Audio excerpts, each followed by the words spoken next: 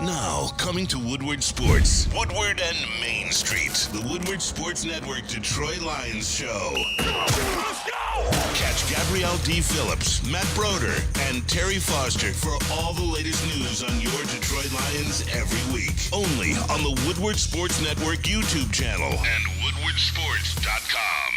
And one. Welcome to the Morning Woodward Show here on the Woodward Sports Network, and my goodness, coming off Woodward and Maine, hope you guys enjoyed that one. We got Matt Broder in the studio with us, hanging, working a little OT today. We appreciate you, Broder, but we got the same crew as always. My partner in crime, Sam Flannel. We both got our flannels on today. How fitting. I love it. It's a great day. Kool-Aid holding it down for us. JB's in some traffic. Damn it, Michigan, you SOB. Worst driver in America. On the freeway. Me and Lucas dodged it, but of course, Toledo's finest. Lucas Klotz in the sound booth. In the TD booth, helping us out there.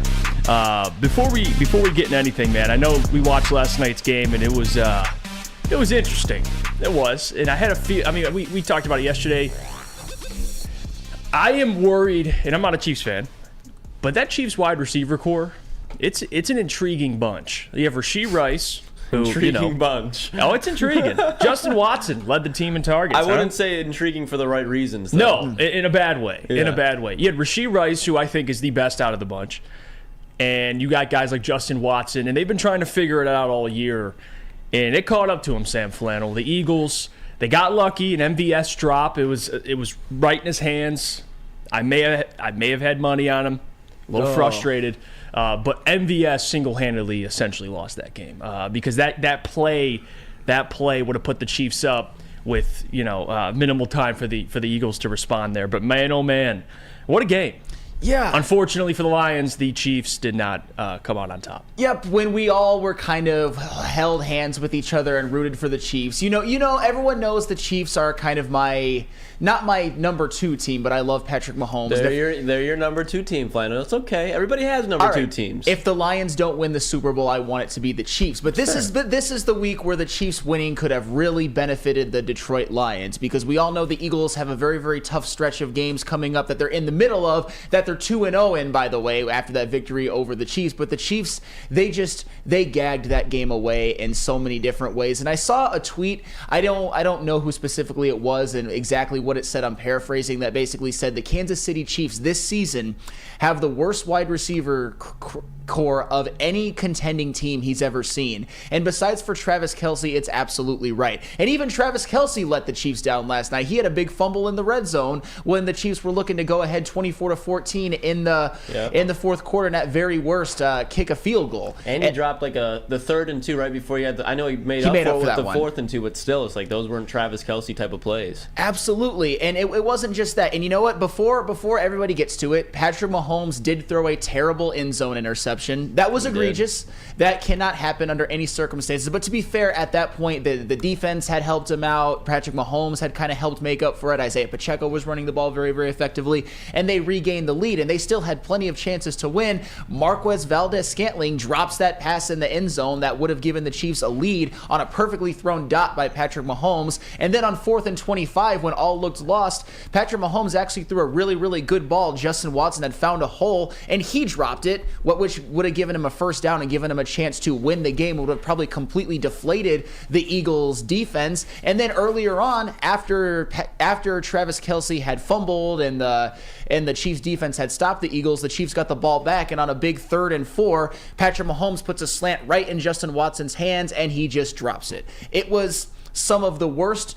The Kansas City Chiefs, think about in 2 of the games that they lost. The one against the Lions, which we are all happy about. Kadarius Toney plays probably the worst game I've ever seen a wide receiver play in my life. Thank you, by the way. Brian Branch thanks you as well. And then this game against the Eagles, it was just a complete clown car of dropping perfectly thrown passes. Mahomes just can't beat those elite teams anymore, Flannel. It's Mahomes, obviously. He missed a couple deep shots, too. Chef Talk says, but we still have an asterisk because the Chiefs receivers dropped balls, right? No, I wouldn't say that, because they've been doing it. It's a problem. It really is. And Chiefs fans would even admit that too. I mean, if you have Justin Watson leading your team in receiving, leading your team in targets, double-digit targets, you're in some deep waters there. It's going to be hard to overcome. You know what I did notice though watching the game, and I'm not sure if other Lions fans had this takeaway as well, but The Chiefs, as a team, by the way, averaged almost 6 yards per carry. Yeah, that's big. Noted. Because, again, we would all mutually agree that the Lions have a better offensive line than the Chiefs. But Isaiah Pacheco, he's an incredible player. He looked good last night. But, hey, like we talk about all the time, these rankings, guys. And I'm not going to say the Eagles have a bad run defense, but some of these rankings can be skewed because a lot of it depends on matchups. Scheme is, of course, the offensive scheme you're going up against. But the Chiefs were able to run the ball pretty efficiently with no matter really who was in there. I mean, they had Clyde Edwards-Helaire, the corpse of, and I will use that because he's a bust. I will use that. The Clyde Edwards-Helaire, 2 carries for 20 yards. Like, what are we doing? Wow. So I do think watching that game last night, but 10 yards a pop. I mean, he had a breakoff run of 12 yards, but Isaiah Pacheco had a 24-yard run, had 19 for 89, 4.7. That's very good. This is a run defense, Sam, that everyone was pretty fearful of. I'm telling you, these run defenses, the Bears, the Chargers, the Eagles, even though personnel-wise the Eagles have better guys, they could be taken advantage of. Well, and you saw that on display. Yeah, Take advantage of them. And we've talked about it. I think moving forward, the Detroit Lions are going to have the best running game in the NFL. They already have one of the best running games in the NFL. They have the best offensive line. They have the best running back duo in the NFL. And I'll tell you what, the Chiefs have a pretty good running game as well. They've got Creed Humphrey. They've got Joe Tooney. They've got Isaiah Pacheco. But they don't have the tackles that the Lions do. Not even close. Penei Sewell, Jawan Taylor. Especially when Smith, yes, exactly. Smith. Donovan Smith, Taylor Decker. Again, like do I have to do this anymore? Man. Yes. Like, I know Creed and Frank, we went into it before the season. They're pretty much, you can give it whoever you want. I'm not going to be mad. If you want to give it to Frank, obviously I'm going to love it. If you want to give it to Creed, I'm not going to be mad at you. But then you got Joe Tooney, and I can't even think of their other guard, like Niang, whatever his name is. Can't think of it, but either way, you got Jonah and Graham Glasgow. Give me that. The reality is if the Chiefs can gash the Eagles, the Lions most certainly, I would say, would be favored too. Yes. And hell, that the running game travels, and the way that game went last night, thank you, Chiefs wide receivers, by the way, it looks more and more likely that the playoff game might be played in Philadelphia. Although the Eagles, the funny thing about this 6-game stretch for them is they get rewarded by beating the Chiefs at Arrowhead on Monday Night Football by playing the 49ers at home. I mean, the Bills at home, then the 49ers at home, then at Dallas and at Seattle. I forget which order, but still, that's just such a gauntlet. You can't go through that unscathed. You just can't. Yeah, we would agree, too. We've been talking a lot about this running back duo, David Montgomery and Jahmyr Gibbs. I mean, I think as a duo, they're better than any running back duo in the NFL. Yes. So that's a problem for any team running behind this offensive line. And you brought it up, Sam, the Eagles. Congratulations, you beat the Chiefs. It was a big win. But moving forward, I wouldn't give up hope just yet, Lions fans. You look at the schedule. You already mentioned it. Home against Buffalo, which, whatever you think of Buffalo, it's going to be a tough outing, yes. San Francisco, San Francisco's... they're dangerous. And then you go on the road to Dallas, and then, by the way, you have Seattle on the road as well. So, it's a pretty tough, even though they beat the Chiefs and it was impressive, they still got a tough 4 games coming up there for the Philadelphia Eagles. All right, let's go to break here. When we come back, we'll talk to Broder, talk to him about the game, maybe the upcoming game this week on Thanksgiving, all that and much more. But first, I got to tell you about our friends over at Hamlin Pub because, guys. You a regular? Are you? I'll tell you what, Hamlin Pub, they got all the game day specials starting at only $8. Every NFL game, every Michigan sports event, whoever's playing, you come over to Hamlin Pub, they'll take care of you. Half off pizza on a Thursday, game day specials as well. They're available during all the games in Michigan sports that are going on. Hamlin Pub is the place. Visit a location today and experience your new favorite pub for all things sports.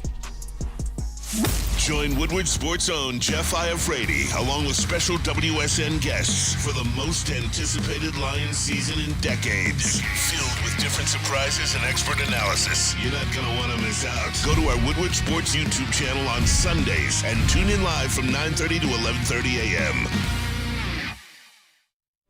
Since the dawn of moving people, Chevrolet has led the way. The world of transportation is changing. At Feldman Chevrolet, we are leading the charge forward.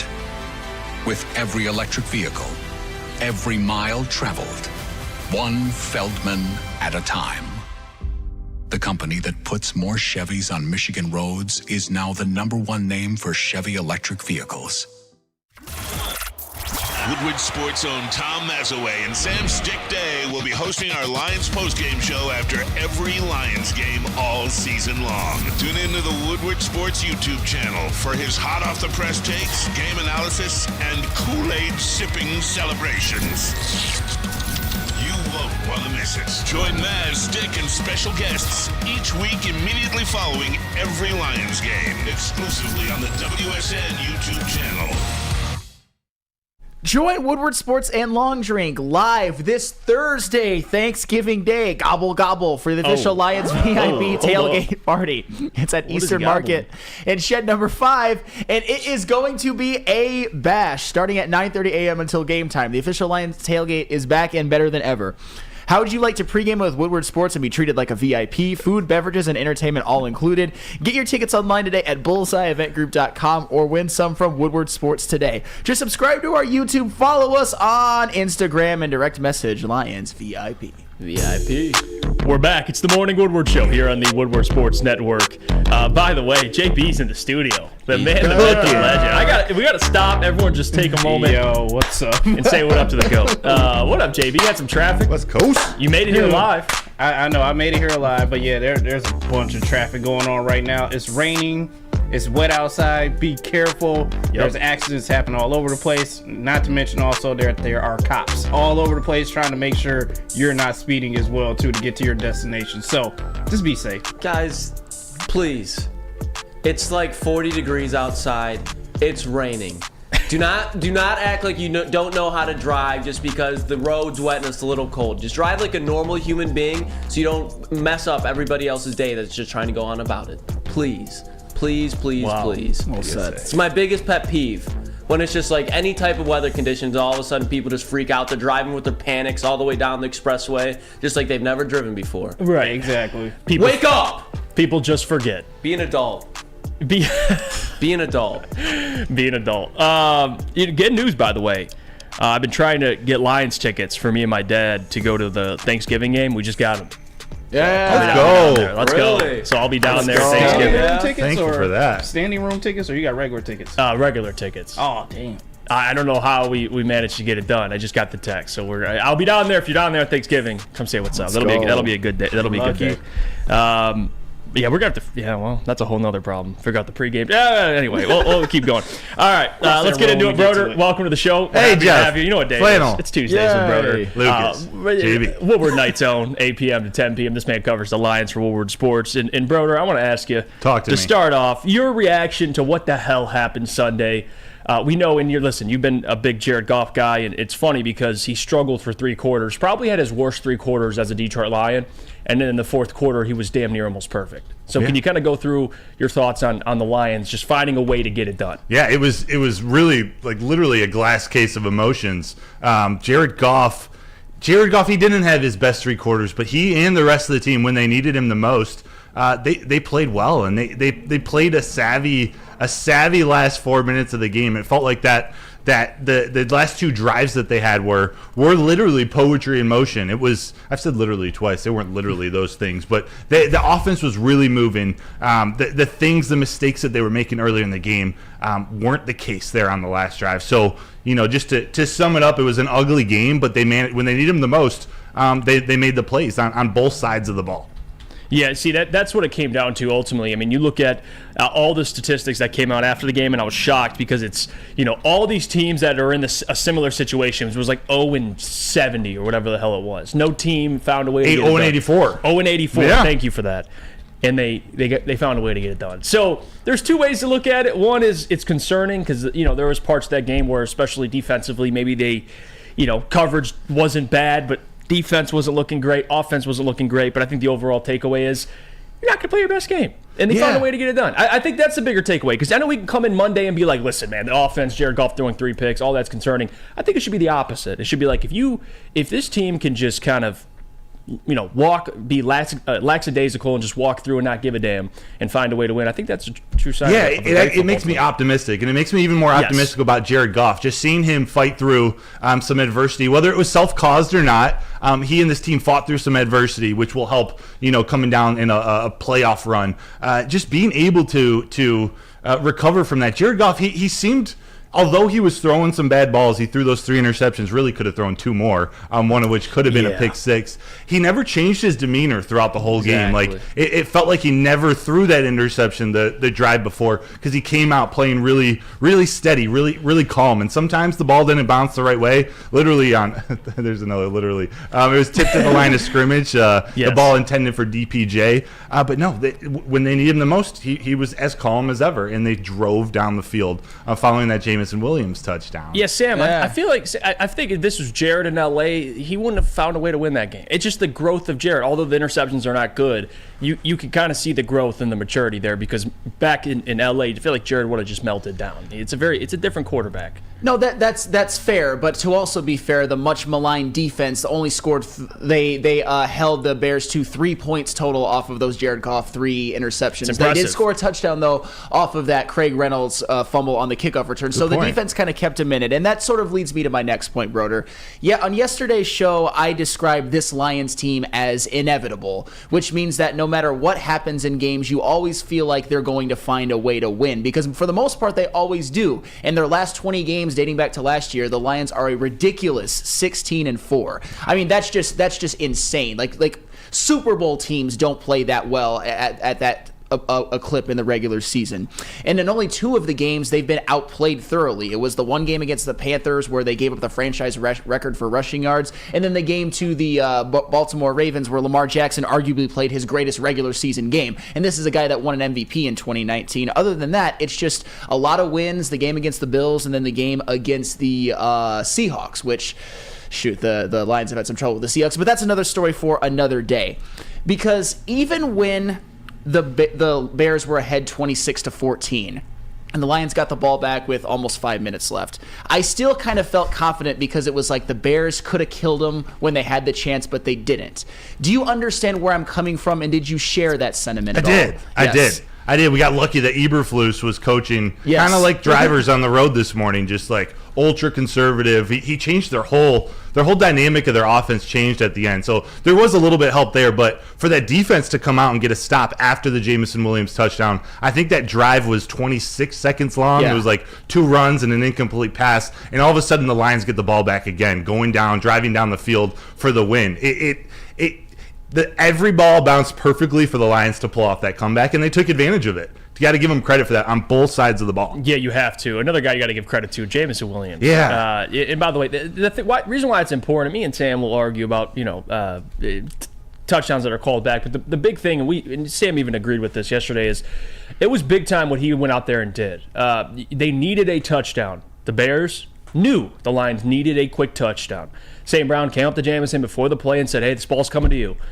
And he caught the football. Yeah. It was a one play, one quick score, and Jamison came down with the ball. I think his development has been an interesting storyline, because his snap count has been going up over the last couple of weeks. The coaching staff has been giving him a lot of praise. Your thoughts on the growth of Jamison so far, and maybe what you expect moving forward? I just think we're going to keep seeing him take strides forward and see good things happen on the field when he's on the field. And I think it's going to happen more often with the ball in his hands as we move through the season. But seeing that play, seeing that touchdown, that's a trust throw from Jared Goff. That's the culmination of this relationship building, all coming out in one play, both with Jared Goff, and you talk about Amon-Ra St. Brown and him, that little conversation they had before the play. That's confidence that they continue to pump into him, and you can see him. Lucas and I were talking just before this segment. It's confidence talking in the locker room. Like Jamison Williams, he feels like a different person than he was 4 weeks ago, 8 weeks ago, definitely last year. It's really good to see, and I think the most important part is he scored that touchdown, and what happened when they were driving down the field for the win?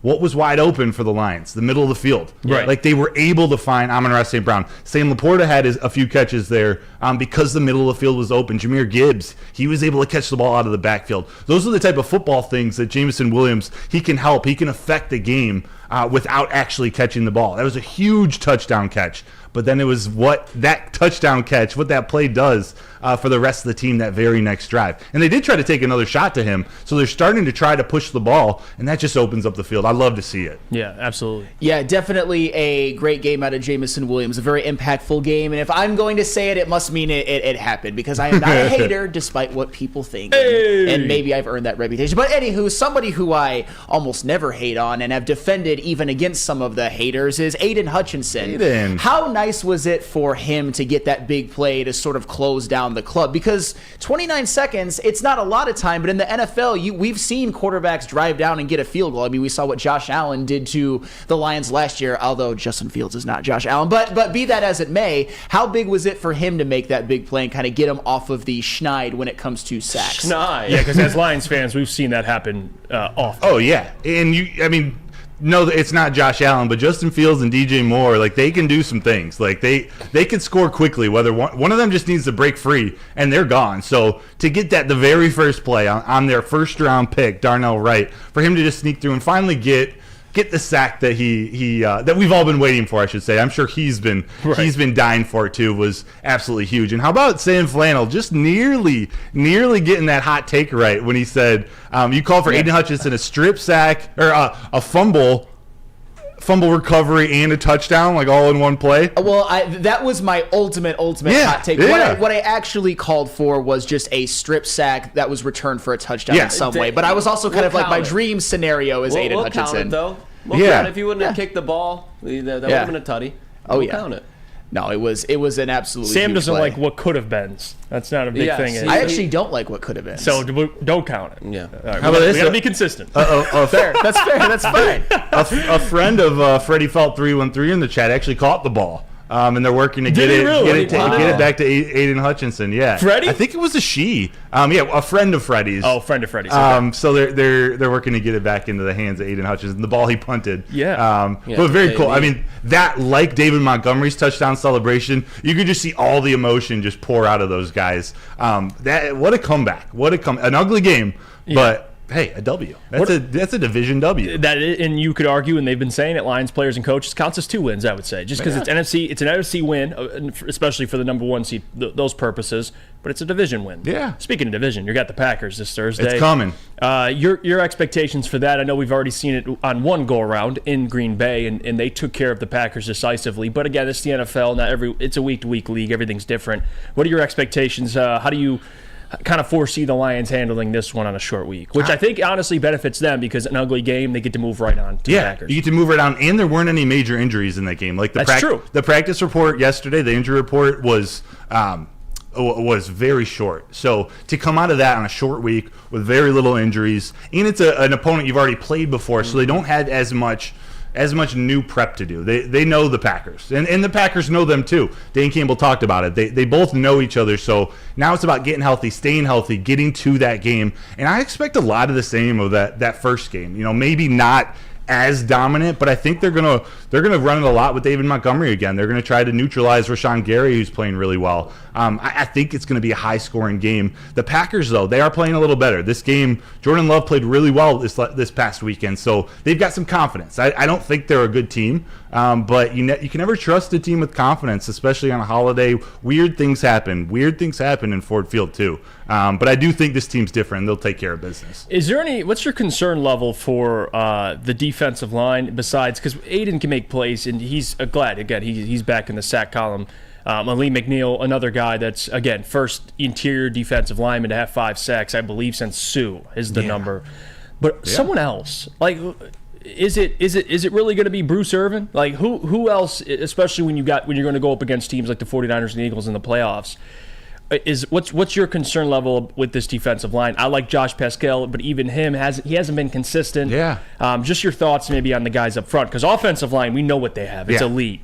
But defensive line, I do think there's some more questions still, because there was times where they just couldn't finish against the Bears. Yeah. They'd get pressure, but they couldn't finish. I worry about the defensive line. I like some of the pieces they have. It hasn't all come together yet, and I don't think it's the personnel isn't elite. Aiden Hutchinson is elite. Ali McNeil's on his way there, and I wouldn't argue with you if you said he was elite, but there really hasn't been any consistent any consistent quality performance out of anybody else. There have been good performances here and there. They got some good players, some big bodies like Benito Jones, like Quentin Bohanna, who had a big play. Shout out.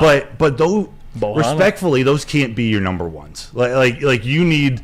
They're good enough, and this is why the run game is really good. They're really good at doing their job and building a wall. You don't see the offensive line push the defensive line back very often, but you don't see that defensive line push the offensive line back. You don't see them getting penetration. And I think that's going to be important once you come playoff time, once you come these big games against the Cowboys late in the year. The Broncos are playing well. They're going to need to figure out how to get some pressure. And I'm an Aaron Glenn supporter, so don't take this the wrong way. I just think he is going to need to get creative in how he uses these pieces before James Houston gets back, before C.J. Gardner-Johnson gets back. I don't think you can bank on them. So there's got to be some creativity done to allow these guys to get in the backfield some way. Yeah, personally, my thoughts on AG, and you listen, criticism's fair, but to me, it's more of a personnel issue. Yeah, like I'm 100% with you. And Easy said this yesterday, and I had to think about it, and I agree with him. He's like, name me any top 10 guys in this defense. I'm like, well, they don't have any. It's a good point. They have guys that maybe we think could be top 10. Aiden Hutchinson, Kirby one day maybe. Yeah. Ali McNeil. Anzalone's been playing really well. Maybe he would be he's a top 10 guy. Top 10 linebacker, but Hutch is a top 10 edge rusher. Hey, I'm not gonna be. I'm there. I would say not production-wise though. Is he top 10 in sacks? Probably in hurries for sure. But regardless, fine. If as a player you think he's top 10, but I think if you ask offensive coordinators game planning against the Lions, Aiden. they'll say we're figuring out how to neutralize Aiden Hutchinson. I think that's worthy of a top 10 edge rusher in the league. I mean, I guess I'd give you Hutch. I just don't think Hutch this year is top 10 with how he's playing.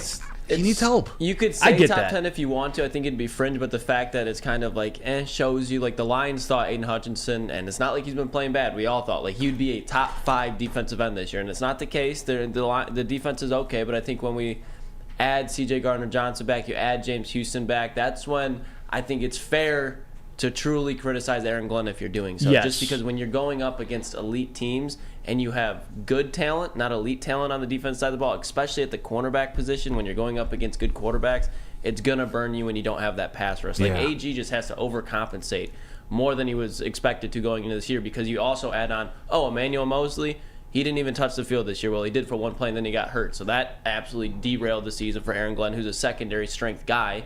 So he's trying to just pick up the pace every game. Every game, he's got to come up with a new game plan for each opponent because it's not what he thought heading into the season. I know that's a common thing for defensive coordinators, but it's just like when the Lions let up a lot of points, it's like, yeah, there's reasons for that. If you just go look at the points per game or something, it looks ugly, but then you can't just blame Aaron Glenn from that. You have to look at the context around it. And that's why, and you mentioned it, offensive coordinators looking at this defense, all right, take Aiden Hutchinson out of the ball game. We'll kind of figure it out from there. Yeah, and I there's think not multiple guys you're game planning for. And I think this is part of why we're seeing some struggles or some inconsistencies with Jack Campbell and Derek Barnes, because I think they're really working on getting those guys involved in the pass rush. And it's not necessarily. I guess it's a little more natural for Derek Barnes. He did that at Purdue. But we see a lot of these linebackers getting more involved. And Alex Anzalone has been too good in coverage to really go all out in the pass rush, although I really like how he looks rushing the passer.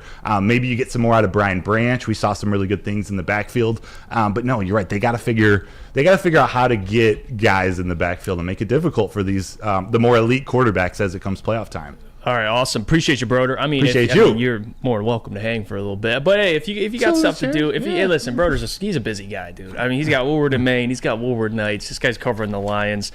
We're 8-2, man. There's no complaints here. This is the best season. All right, this is great. Let's go. All right, there you have it. Let's hear about our friends from Premier Pet. When we come back, we'll talk more about some Lions rookies. Of course, when it comes to your pet, don't settle. You already know that I don't settle when it comes to my golden retriever Jake and my orange cat Milo. They get all of the best food, the best treats, the best toys from Premier Pet. Give your pet the best like I give my pet the best. Premier Pet Supply is hands down Michigan's best pet store. Family owned and operated for over 30 years. 13 Metro Detroit locations. Over 60 brands of food, lowest prices, and curbside home delivery. Premier Pet Supply. Give your pet the best. Visit their website at premierpetsupply.com. Come hang with the Woodward Sports Crew all throughout football season on Saturdays and Sundays. Join our college football and Detroit Lions live watch parties. Inside the 5, caught, end zone, touchdown Detroit Lions! With money on the line, featuring different special guests and surprises. Start times will vary depending on the game. Only on our Woodward Sports YouTube channel. Savor the heart of home at Big Boy with our all-new down-home comfort dishes. Feast on home-style goodness with our Southern Comfort Chicken Bowl, veal parmigiana, and apple pie hotcakes. The down-home delight doesn't stop there. Potato pancakes are back. Dive into the richness of our perfectly crafted potatoes with our classic potato pancakes and our stuffed potato pancakes. Top off your meal with our new gingerbread shake, a seamless blend of creamy vanilla and sweet gingerbread flavors. Nothing beats the comforting taste of down-home cooking. Enjoy every bite, only at Big Boy.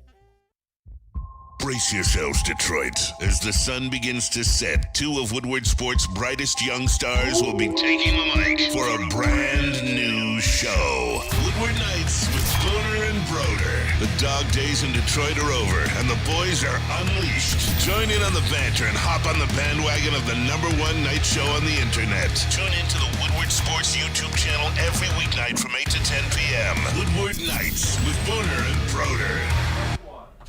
How would you like to win a $100K Vegas getaway? Take your friends and live it up in the city that never sleeps. It's the Centron Energy Drink It and Live It sweepstakes. Purchase a 24-pack today and enter for your chance to win. Register at drinkcentron.com/Vegas and buy Centron at your local Meijer store. It's Centron, the healthier energy drink with great taste. Look good, feel great, and be the best version of yourself. Once again, that website, drinkcentron.com/Vegas. We're back. It's the Morning Woodward Show here on the Woodward Sports Network. If you guys could do me a favor, we're only, 24 away from 100 likes. If you get that like button, we much appreciate it. Setting the tone on the network today. We got Matt Broder joining us as well. Same crew as always. I just did a little research during the break. I know me and Sam were arguing, but the sack numbers this year, there's a lot of guys having big years. You still believe that Aiden's a top 10 edge rusher? I do. We have this debate real quick, just for a couple seconds. Because I think it's good. I mean, I'm just looking, and I'll just go through. It's not even just sacks, but I'll just name guys that are having, pretty big years. All right, Myles Garrett's one. We would agree he's better. Yes. A Danielle Hunter. Do you think he's better at this point? This season, without a doubt. Just He has 12 sacks in 11 games. Sure. You got. Yes. I have to give him that nod. Okay, T.J. Watt. Yes. Yep. There's 3.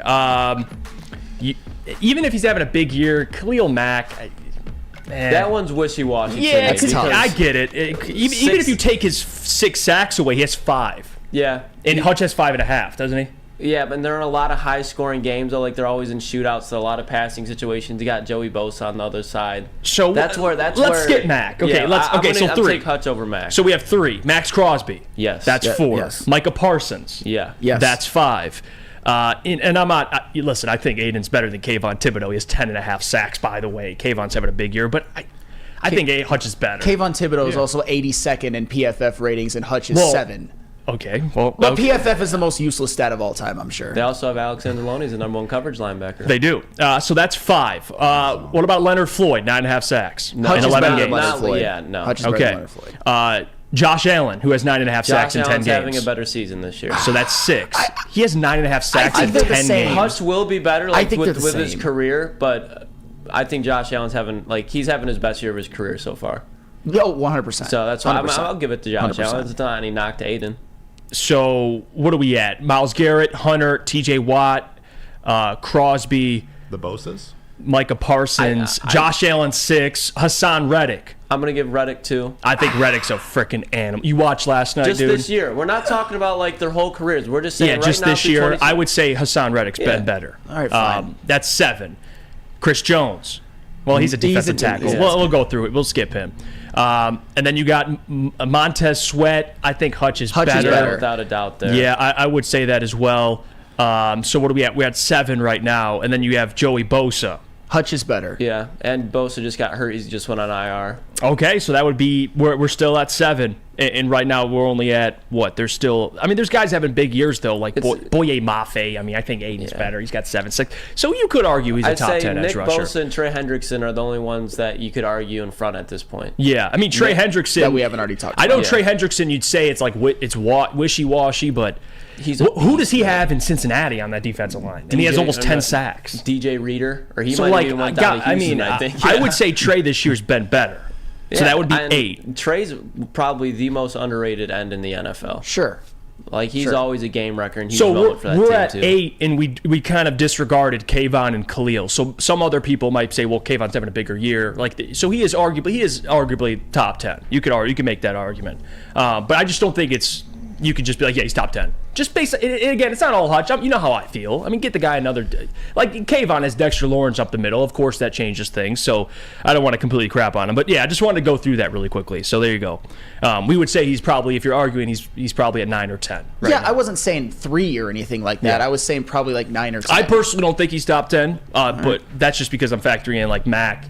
Like 6 sacks, a kid. I'm not going to be pissed at you. Yeah, I just think Mac, he has 11 sacks in 10 games. Like, I don't know. Just this year, that's all. Anyway, moving on. Let's get to the rookies, because I think that's why we wanted to talk about this anyway. I want to bring up some of the rookies, kind of get like a mid-season evaluation. Sam Laporta, Jack Campbell, Brian Branch, Broderick Martin, those guys, Jameer Gibbs. And I want to kind of get like a mid-season evaluation of these guys, and we'll go through some of them. And I want to start off with the first one, Jack Campbell, because I think on Sunday, even though he was, third in the team in tackles, it was him, Derek Barnes, and Anzalone that pretty much were just tackling machines. But the problem was Jack Campbell missed a ton of tackles. He didn't have a great game. You watched that game. He just didn't look like he was – he didn't look right. He was missing some tackles. He looked like a little bit out of position.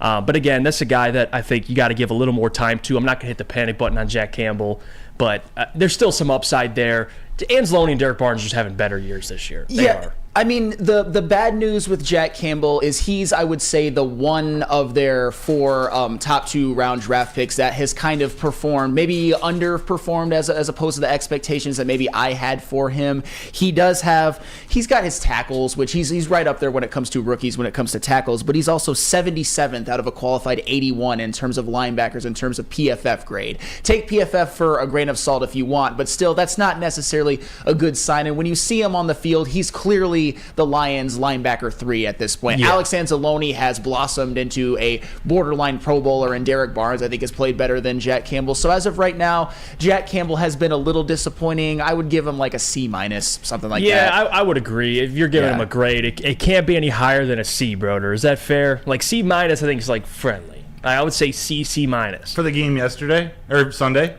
Or just the season? I would say the season. Yeah. I just haven't, and maybe it's because he hasn't really cracked the rotation consistently, but just Anzalone and Derek has just been better. Yeah. That's what it's been. The that's game what it comes seems down fast to. to him right now. Like it seems like he's over pursuing. He's missing a lot of these tackles. I swear he could have had like 10 more tackles in that game because he was all over the field. He's just not closing plays. I'm not worried about him, but you're right. He's now that first round draft pick. All the talk was about running back at 12, but now it's a linebacker at 18. And especially when you think about Ivan Pace Jr. being the best rookie linebacker in the North. He's been playing better than Jack Campbell. He has.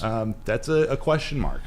This comment too, Nick Williams. Barnes has been not so good until this year. Give the lad some time. Well, also Barnes was a 3rd round pick, wasn't he? 4th round, 3rd round, fourth round pick. So I get what you're saying, Nick. But when you're drafted at 18, we expect a lot out of our 4th rounders. Yeah, well, it's like who's the linebacker? If you guys could help me out of I believe it was Utah. A couple years ago, 1st round pick, late went to the Jags. Devin Lloyd. Thank you. Yeah. Big. I love Devin Lloyd. Come out of the draft. Mm-hmm. He was drafted late in the 1st round.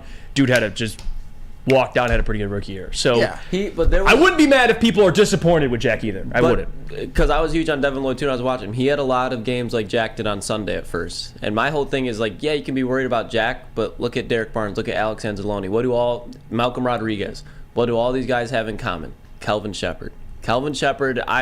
I'll die on that hill that Kelvin Shepard is the best linebackers coach in the NFL right now. Yeah. And the fact is, just like Jameer, just like we saw with J-Mo now, like they're not just going to give rookies playing time. We all know that. So if Jack's out there and he's getting in position, it's only a matter of time till he starts closing these plays. There's a huge speed difference between the Big Ten and the NFL. And if you're not getting through we're in week 12 now, he hasn't got those starter snaps, which I'm not complaining about because Alex Anzalone's playing like a top 10 linebacker this season. You could even argue top 5. I really don't care just because of how he's doing in pass coverage. Yeah, Jack's not going to see the field as much as you do. But when he's not on the field, he's a smart player, he's an intelligent player, and Kelvin Shepherd's a hell of a coach. He's going to be just fine, in my opinion. Yeah, and Jack Campbell, unfortunately, where he's been weakest, I would say, is in his pass coverage. Yes. He's the opposite of Alex Anzalone. That's what kind of confuses me, too, because, and I'm not knocking it, but this is another reason why I'm the farthest thing from panicking about Jack Campbell. They've been using him a lot off the edge as well. Mm-hmm. So he's playing that Sam linebacker. I think by the time that like Jack Campbell starts hitting his stride, he's going to be that Mike guy in the middle with the green dot, and I just think they're trying to grow his game to see what he's capable of doing. They're going to hone in on it. If they decide to re-sign Barnes, great. If they don't, they got a guy that's ready to go in Campbell that's going to just take that next step for this defense. Yeah, he's kind of been a little bit of, I hate to say it, but a tackle merchant. Yeah, that's what, like I'm not mad about it, because at the end of the day, it's not like Jack Campbell has caused the Lions any games. They're 8-2, you know. Yeah, like they're 8-2. He's made some clutch plays as well, especially right before halftime. I forget which game it was, but the sack right before half. Yeah, yes. I mean, he's made some good timely plays. So, and the other thing with Jack too, and even this, just to address this, and I know you guys hate it, but I'm gonna do it anyway. Katz says Lucas is wrong. Campbell's issue is athleticism. Well, he actually tested like off the charts in athleticism. So like, what? I would that's an uninformed take. He wouldn't be over pursuing if he wasn't athletic enough to make these plays. He can fly around the field. The dude is 6'5" with the wingspan of a garage door, damn near. Athleticism is the last of his issues. Yeah, that's like something you bring up when you don't know like anything about the player. Yeah, that because he tested off the charts with it. Yeah, that is yes, Broder. He tested off the charts in all of the athleticism scores. It's more of just probably him. The game slowing down for him. I think Broder nailed it. It's just right now he's again getting after the passer. He almost ended what was it? Justin Herbert's career with that was it against the Chargers where he had that sack, a late hit that was a penalty? It was the Raiders. Thank you. It was Jimmy G. So you're gonna give him praise for going low? No, I mean and he getting got a roughing the passer. No, I didn't say that. But he's just I'm just saying he's better getting after rushing the quarterback. That's what it. That's what it sounded like to me. That you're just like, oh, he got a below the knee roughing the passer. Great job, Jack Campbell. No, you're the guy that wants quarterbacks knocked out of games. So I wouldn't go there. Yeah, I just said I thought it would happen. Yes. I wish for a clean bill of health for one Kenneth Pickett. Yeah, that is Kenneth Pickett. But it is what it is. People are chiming in here as well. It seems like Easy and Booner are going at each other too. They were. There's a lot of tension in this chat. For heavyweights, I just want to see Boone real quick because I was gone all weekend. I went for a run, and I came back, dude, and those dudes were. It sounded like a divorced couple. Like it was loud. You could hear it from the back of the studio into Lady Jane's. Beth had to go back there and tell them to shut the fuck up, and they still wouldn't. Yeah, that's the thing. You argue with Booner, and you don't really know what you're arguing with them about. It was the same. Always like both of them were talking to walls. Both of those dudes are so stubborn to admit like any crack in the other person's argument. They were just. It was. Oh, I love it. All right, let's go to break here. When we come back, we'll talk about the NFC North moving forward. Maybe the outlook. Look at the Bears, what they're building or what they're trying to build. The Vikings, and of course the Packers. All that and more when we come back. But first, I got to tell you about our friends over at Planet Fitness. It's the home of the judgment-free zone where anybody, and I mean anybody, can feel comfortable and work on their fitness goals. At Planet Fitness, you'll experience a squeaky clean gym that has tons of equipment, full body workout in just 30 minutes, and all memberships include fitness training. You'll get all of this for just $10 a month, no commitment. No matter where you are, there's a Planet Fitness close by. There are more than 50 in Metro Detroit, thousands more throughout the world.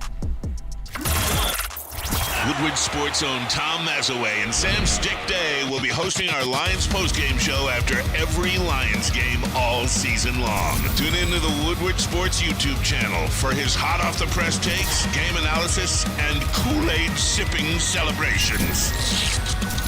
You won't want to miss it. Join Maz, Stick, and special guests each week immediately following every Lions game, exclusively on the WSN YouTube channel.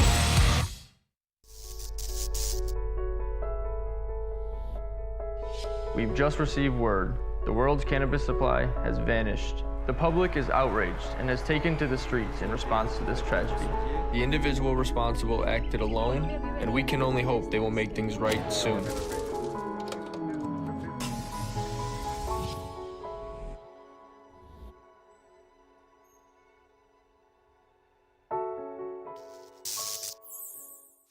Join Woodward Sports' own Jeff Iafrate, along with special WSN guests, for the most anticipated Lions season in decades. Filled with different surprises and expert analysis. You're not going to want to miss out. Go to our Woodward Sports YouTube channel on Sundays and tune in live from 9:30 to 11:30 a.m. For over 60 years, Fairway Packing Co. has provided Michigan's finest restaurants, hotels, casinos with prime beef, Wagyu beef, and dry aged beef. Experience the Fairway difference for yourself today. Visit the steak shop at Grosse Pointe Woods for grab-and-go steaks or order online at fairwaypacking.com. Get your meats. We're back. It's the Morning Woodward Show here on the Woodward Sports Network, talking Lions. We just got done kind of recapping some rookies. Maybe we should stick with it. What am I doing? Yeah, you know what? We'll just roll with whatever Sam's doing. I love the energy. You guys want to we'll just go through other rookies. We'll save the NFC North stuff. How about that? We'll save that. All right. Let's get How through. about that? Let's go through rookies. So we got through Jack Campbell. Some things he needs to work on. It is what it is. Are we doing for the season so far or just the Yes, game? for the season. Okay, gotcha. I'm moving on. We'll do Sammy Laporta. Sammy Laporta. Sammy Lagoda. I'm gonna be honest with you. Oh, real quick. Steelers are firing offensive coordinator Matt Canada officially. Hey, Kenny Pickett's a coach Wow. killer. If Mike Tomlin fires you mid-season, you must be the worst assistant coach to ever exist. If he fires you mid-season, that's a sign more of your coaching ability. But Tomlin never does that. Yeah, he sticks with his guys. He always does. It would be more realistic to fire him after the season, but I love it. Fire him. It stinks. Figure it out. Kenny Pickett stinks. Or maybe it's him. I don't know. But regardless, thank you for that. Let's go through Sam Laporta. I think this year so far with what he's been doing, and even despite what happened last game, I think that was a kind of a moment to remind everybody that he is a rookie. So we can judge this man based on what he's doing this year. He's been a top 3 tight end. You could look at all the production. He has 50 catches on the season. He's had multiple games with, he's had a game with 8 catches, a game with 6 catches, a game with 8 catches. He's been incredible for the Lions. He's really been their number 2 option in the passing game behind Amon-Ra St. Brown. 4 TDs on the year. There's not really much I could say about Sam. I think the biggest thing for him coming into the league, Sam, was his what he could do in the run game, and he's looked pretty good with his run blocking. So other than that, we know what he is as a receiver. If I had to give a grade for Sam Laporta, I don't know how you don't give him an A. The guy's been incredible. He's 100% an A because when you really think about it, Sam Laporta is 5th amongst all tight ends in receiving yards. If you would have thought you were getting that production from Sam Laporta at the beginning of the season, maybe Lucas Klotz did. I certainly did not. You would have been doing backflips, but that is the reality. That is exactly what Sam Laporta is doing. He's obviously outpaced all of the other rookies amongst tight ends when it comes to receiving yards, which is another thing. All of us Lions fans would have taken that any day of the week. Absolutely spectacular. Sam Laporta is without a shadow of a doubt, just by the numbers and by when you watch the games, you see that Jared Goff trusts him and is kind of his safety blanket. The number 2 option on the team. He's second in receptions, yards, and touchdowns. And He's been as reliable as they come. I will say this though, when it comes to Sam Laporta, the only thing that's stopping him to me from getting an A+ is these past couple of weeks his production has slowed down a little bit, but that doesn't really speak to how good of a player he is. It's just that I don't know if he's going to have the greatest rookie tight end season ever anymore. He'll just probably have like a top 5 rookie tight end season ever, if that makes sense. Watch your mouth. Well, he's due. He's due, Flannel. No, and I'm not hating on Sam Laporta at all. It's just his numbers have slowed down a bit, but it hasn't really been a big deal. Like before the end of the game, Sam Laporta was kind of a ghost out there. Yeah, he hasn't had under, I think his lowest yard total this year was 36. Well, it's not anymore. Until this game. That's where I was going with that, Sam. See, he's quick to jump. Hater, legend killer. Come on. Before last game, his lowest yards total was in a game was, of course, 36 against Tampa. So that's kind of been the floor. Now it's 18, but that speaks to how good he's been, Lucas. Yeah, and not only when he doesn't have 50 yards, we're like, what happened? Not only that, I mean, the Lions have. I don't care what the statistics say with the Miami Dolphins. Right now, the Dolphins at the beginning of the season, I'll give it to them. The Lions have the best running game in the NFL right now, and he's a major part of that too at the tight end position. He's a hell of a blocker on the edge too. He's a damn near everything that they wanted out of T.J. Hockenson as a blocker. How they said T.J. Hockenson coming out of the draft is basically like an extra tackle on the line of scrimmage. That Sam Laporta has stepped in and done that exact same role, and he's been so consistent. When the ball has been thrown his way, 9 times out of 10 he's come down with it. I know that interception was can't blame him, like for the first one that I'm talking about on Sunday, where he's running the slant route. So he hasn't caught everything that's come his way, but damn near if it's hit his hands, he's caught it. And as a rookie in the NFL, as a tight end, to be able to block and catch everything that's thrown your way and have elite production out of a tight end in his first season, it's a guaranteed A. It's a slam dunk home run pick. I wonder who would have thought. Oh, and by the way, just for some context, you know who's number 1 in the NFL amongst tight ends and receiving yards? T.J. Hawkinson. Yeah, I'm not saying it to when you're the only option you have in the receiving game with a backup tight or backup quarterback, they're going to go to him. I mean, I'm not saying that to like say that Hawk isn't having a great year, but he's in a position to put up that more than any other tight end in the league outside of Kelsey right now. I'm happy for him though. Yeah, there were a little too many people in Detroit acting like he was trash. Yeah, people calling him a bum. It would bother me when there would be stretches where he'd put up like Laporta's last 4 games, like there would be stretches of that at TJ Hawkinson in year 3 or 4, and I was just like, all right, this dude's not a first-round pick. Like, and it's not even his fault, but it's just the tight end position. It's like now he's gonna want to reset the market, which he did. So yeah, just like I didn't want to deal. It was a headache down the road that I knew was coming. I think it was a weird fit because he didn't show enough, at least in his Lions career, to get an extension. But then he went to the Minnesota Vikings and he's been thriving there. But what would you say? Grade? I think we all agree A for Sam Laporta. For sure. JB, you agree with that? A for Sam Laporta? Yeah, I gotta give it. What would you give Jack? I don't think you answered. I think C-. I'm with Sam on that. I'll give him a C+. Like I can see the effort out there. I see he's trying. I know it's a bit of I'm grading him on a learning curve as it is right now. It's going to take a minute for him to actually, get NFL ready. You see a lot of plays where he's a little bit out of position. He doesn't really know exactly what's going on, but I think it all comes together in time. I think he'll get better, but as of right now, mid-season or halfway through the season, like a C+. What about Brian Branch? Let's go to him. He's been, I think, my guy. Pre-injury and post-injury, and he hasn't been. Well, even though this game, he just had a really good game and a couple tackle for losses, a couple pass deflections. I mean, he was doing everything out there. But it was nice to see him kind of get back to his original form. Almost had a pick as well on Sunday. But I think Brian Branch, for the majority, if we just take it all into consideration, that dude is a stud. He should have been a first-round pick. I thought he would be. Should have been a top 15 pick. Easily. Top 10 pick, honestly. Easily, based on his career at Alabama. And he's a absolute stud. He absolutely is. I would say Brian Branch, if I'm giving grades out for the entirety of the season, if you want to knock a grade for whatever reason, cool, because he's taking some time to kind of get back to his original form. I'll go A- for Brian Branch. Okay, all right. I was gonna go B+, but you know what? F it. He's been I did incredible. the same thing in my head. I would go A- with Brian Branch. I'm gonna go with B+ and not A-, and I guess the couple things that maybe would knock him a little bit, and this wasn't just Brian Branch, these were more total team failures, but his performance against the Ravens and against the Chargers was not very good. And that's, like I said, the Lions still managed to pull out the Chargers game, and nobody really played well in either of those games when you think about it. But still, it's nitpicking when it comes to B+ versus A-.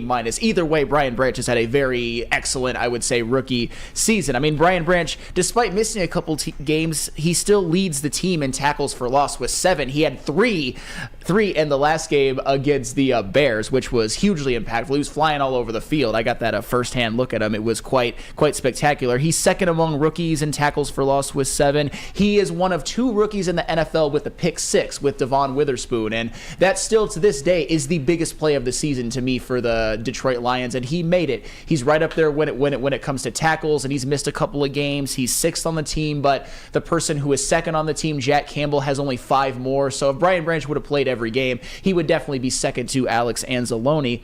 And he's also tied for 3rd on the team in pass deflections with 5. The thing about him is he's kind of a Swiss Army knife back there in the secondary. He's done a little bit of everything, and he has been one of the most impactful defensive players on the Lions this year. You could argue, I would say, the 2nd most impactful secondary member after Cam Sutton. And he's a rookie. It's incredible. I would give him a bump. I said B+. I'll give him an A-, Lucas, just because of what he's asked to do. Yeah. Like, he's got a lot on his shoulders as a rookie, playing in the slot, handling different assignments, and I think he's done a good job. He has, and for the most part. I was the same thing with Flannel. I was going to do B+, but then I think about what he allows his defense to do and what the formations are able to do. And the other thing is, if Brian Branch isn't on the field, this Lions team has at least another loss or 2, because when they have mobile quarterbacks, Brian Branch is that guy that's able, if they're going to contain him, if there's going to be a guy to make an open field tackle inside the box on the quarterback, and it's not Alex Anzalone, it's been Brian Branch. The fact that he's been able to play this consistent, make this impactful plays, rookie year, and the flexibility he gives his defense, especially in the secondary, it's no doubt an aid to me. If you find this man in the 2nd round and he's doing it,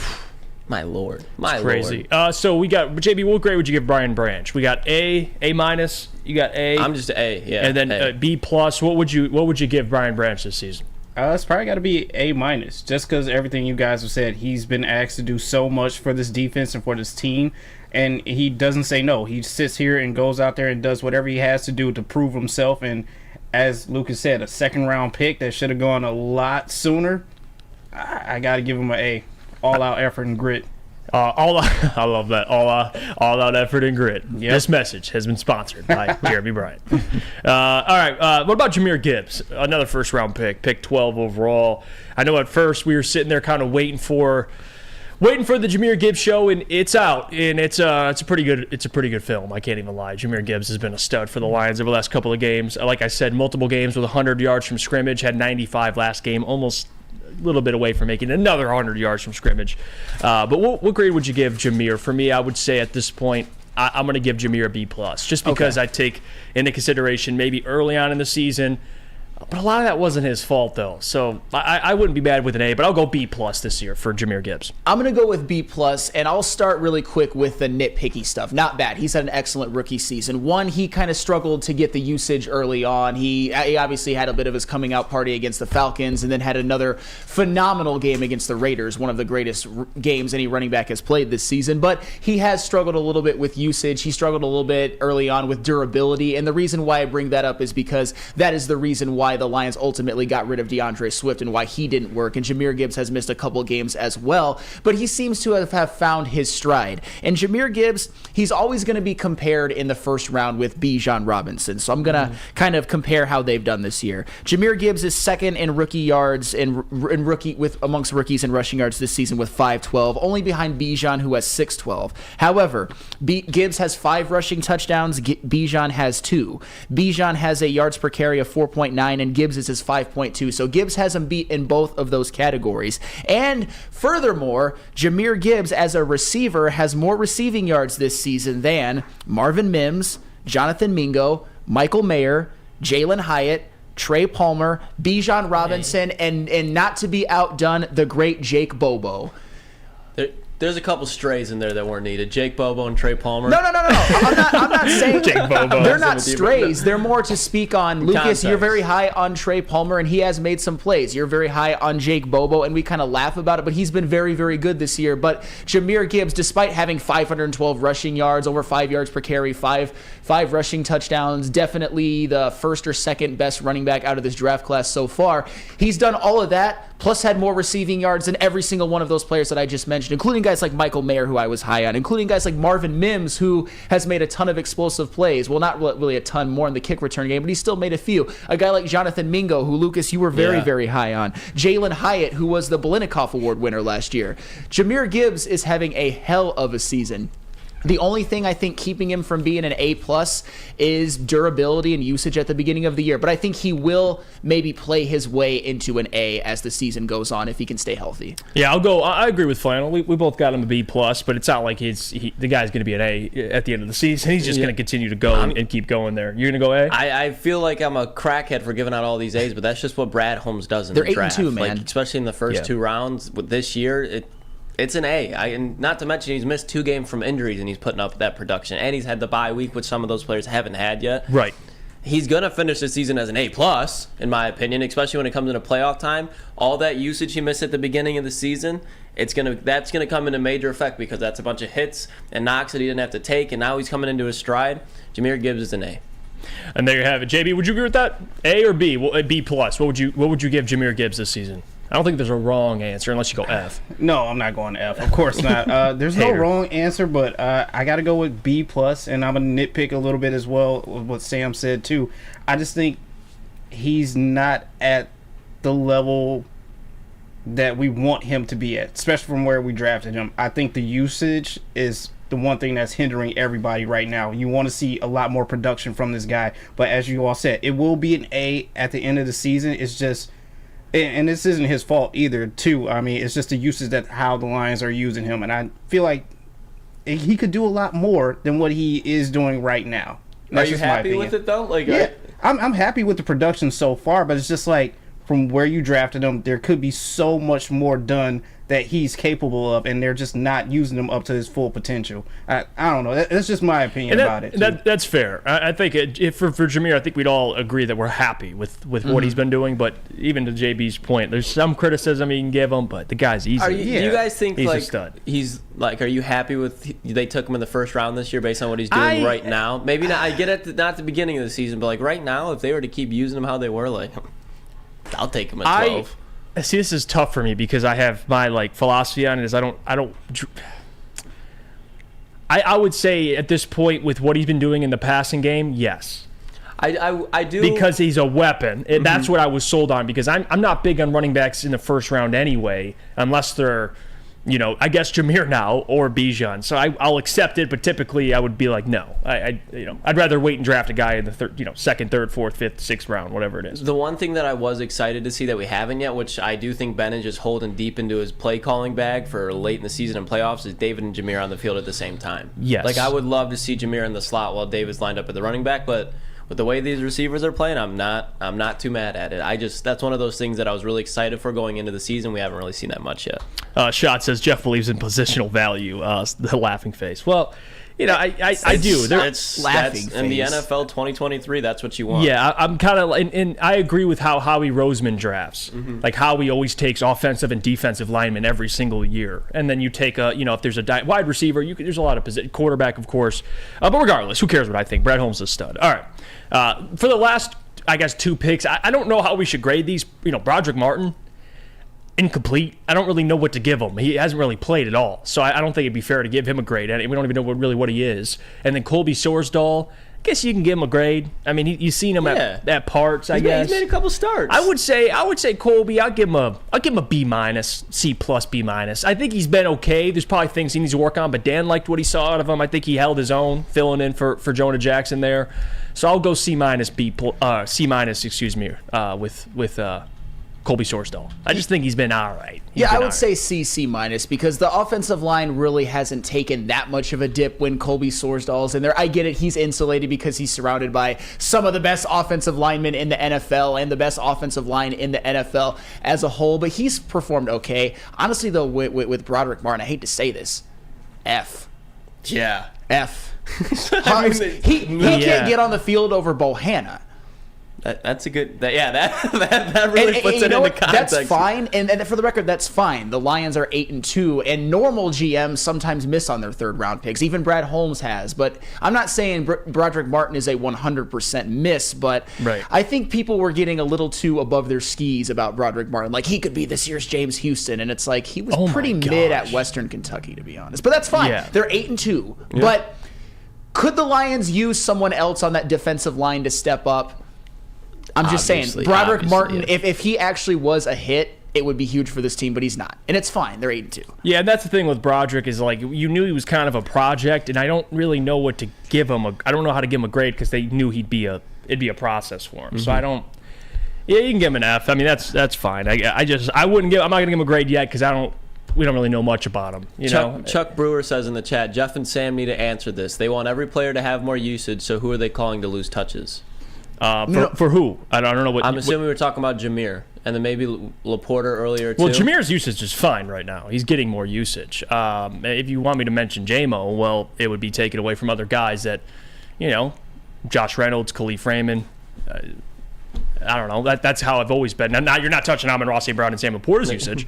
So those would be the two guys. Well, and honestly, I gave Sam Laporta an A. So I'm not worried about Sam Laporta's usage. And Jahmyr Gibbs, I'm not worried about his usage as of right now. I'm just, in order to have an A or an A+ rookie running back season, you have to do what like Saquon did or Ezekiel Elliott. And Jahmyr Gibbs isn't that, but he's been great, especially lately. And he has shown, like I said, the reason why I personally am becoming more okay with Jahmyr Gibbs as a number 12 overall pick was because of the Raider game.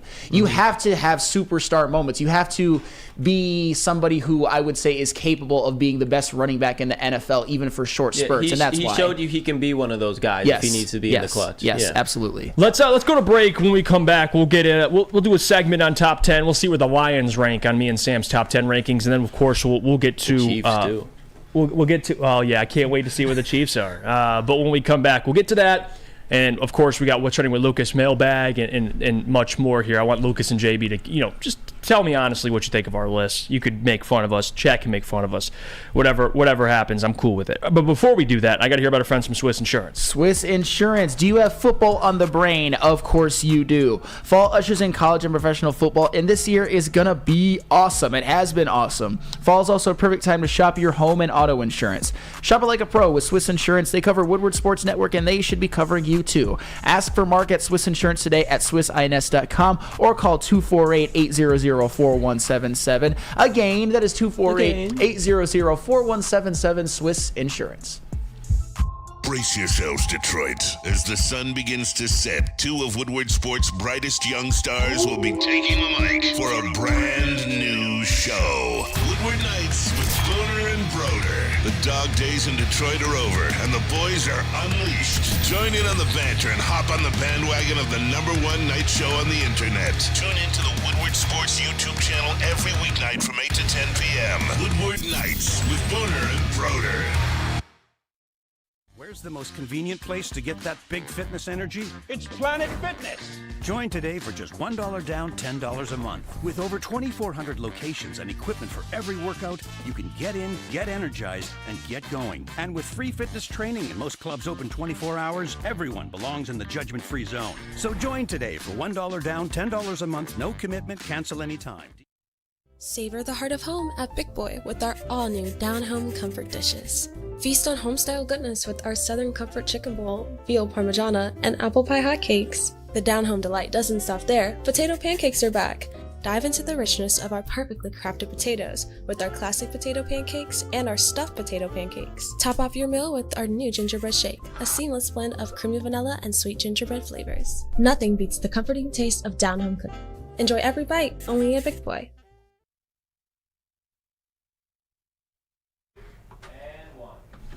Just in time for football, Glorious Cannabis is dropping their new ice water bubble hash infused pre-roll called Honolulu Blue. It smells so good. It's like the whiff of the first playoff win in 31 years. It's a gassy, aggressive strain named in honor of our Detroit football team. If you haven't had one of these ice water pre-rolls, then what are you waiting for? Go and get one today. You can find them at a Dispo dispensary near you for 25% off. Use code word Woodward Glorious and check them out online today at gloriouscanna.com. Welcome back to the Morning Woodward Show here on the Woodward Sports Network. Appreciate your presence. Thank you for joining. If you get the like button for us, we much appreciate it. Let's try to get 200 likes by the end of maybe the midway through the second hour. Well, that'll be the goal, 9:30. Easy, by the way. Going to war. Yeah, he's going to war right now. Him and Booner, they're hilarious. And they've been arguing probably since last night. So, it is what it is. We got more to get to. Top 10 Tuesday. You guys know what time it is. Let's. Did you send the graphics? My bad. I did. Gotcha. I sent both of them. Me and Sam's list. Getting them in right now for you. Yep. And then we'll kind of react to them.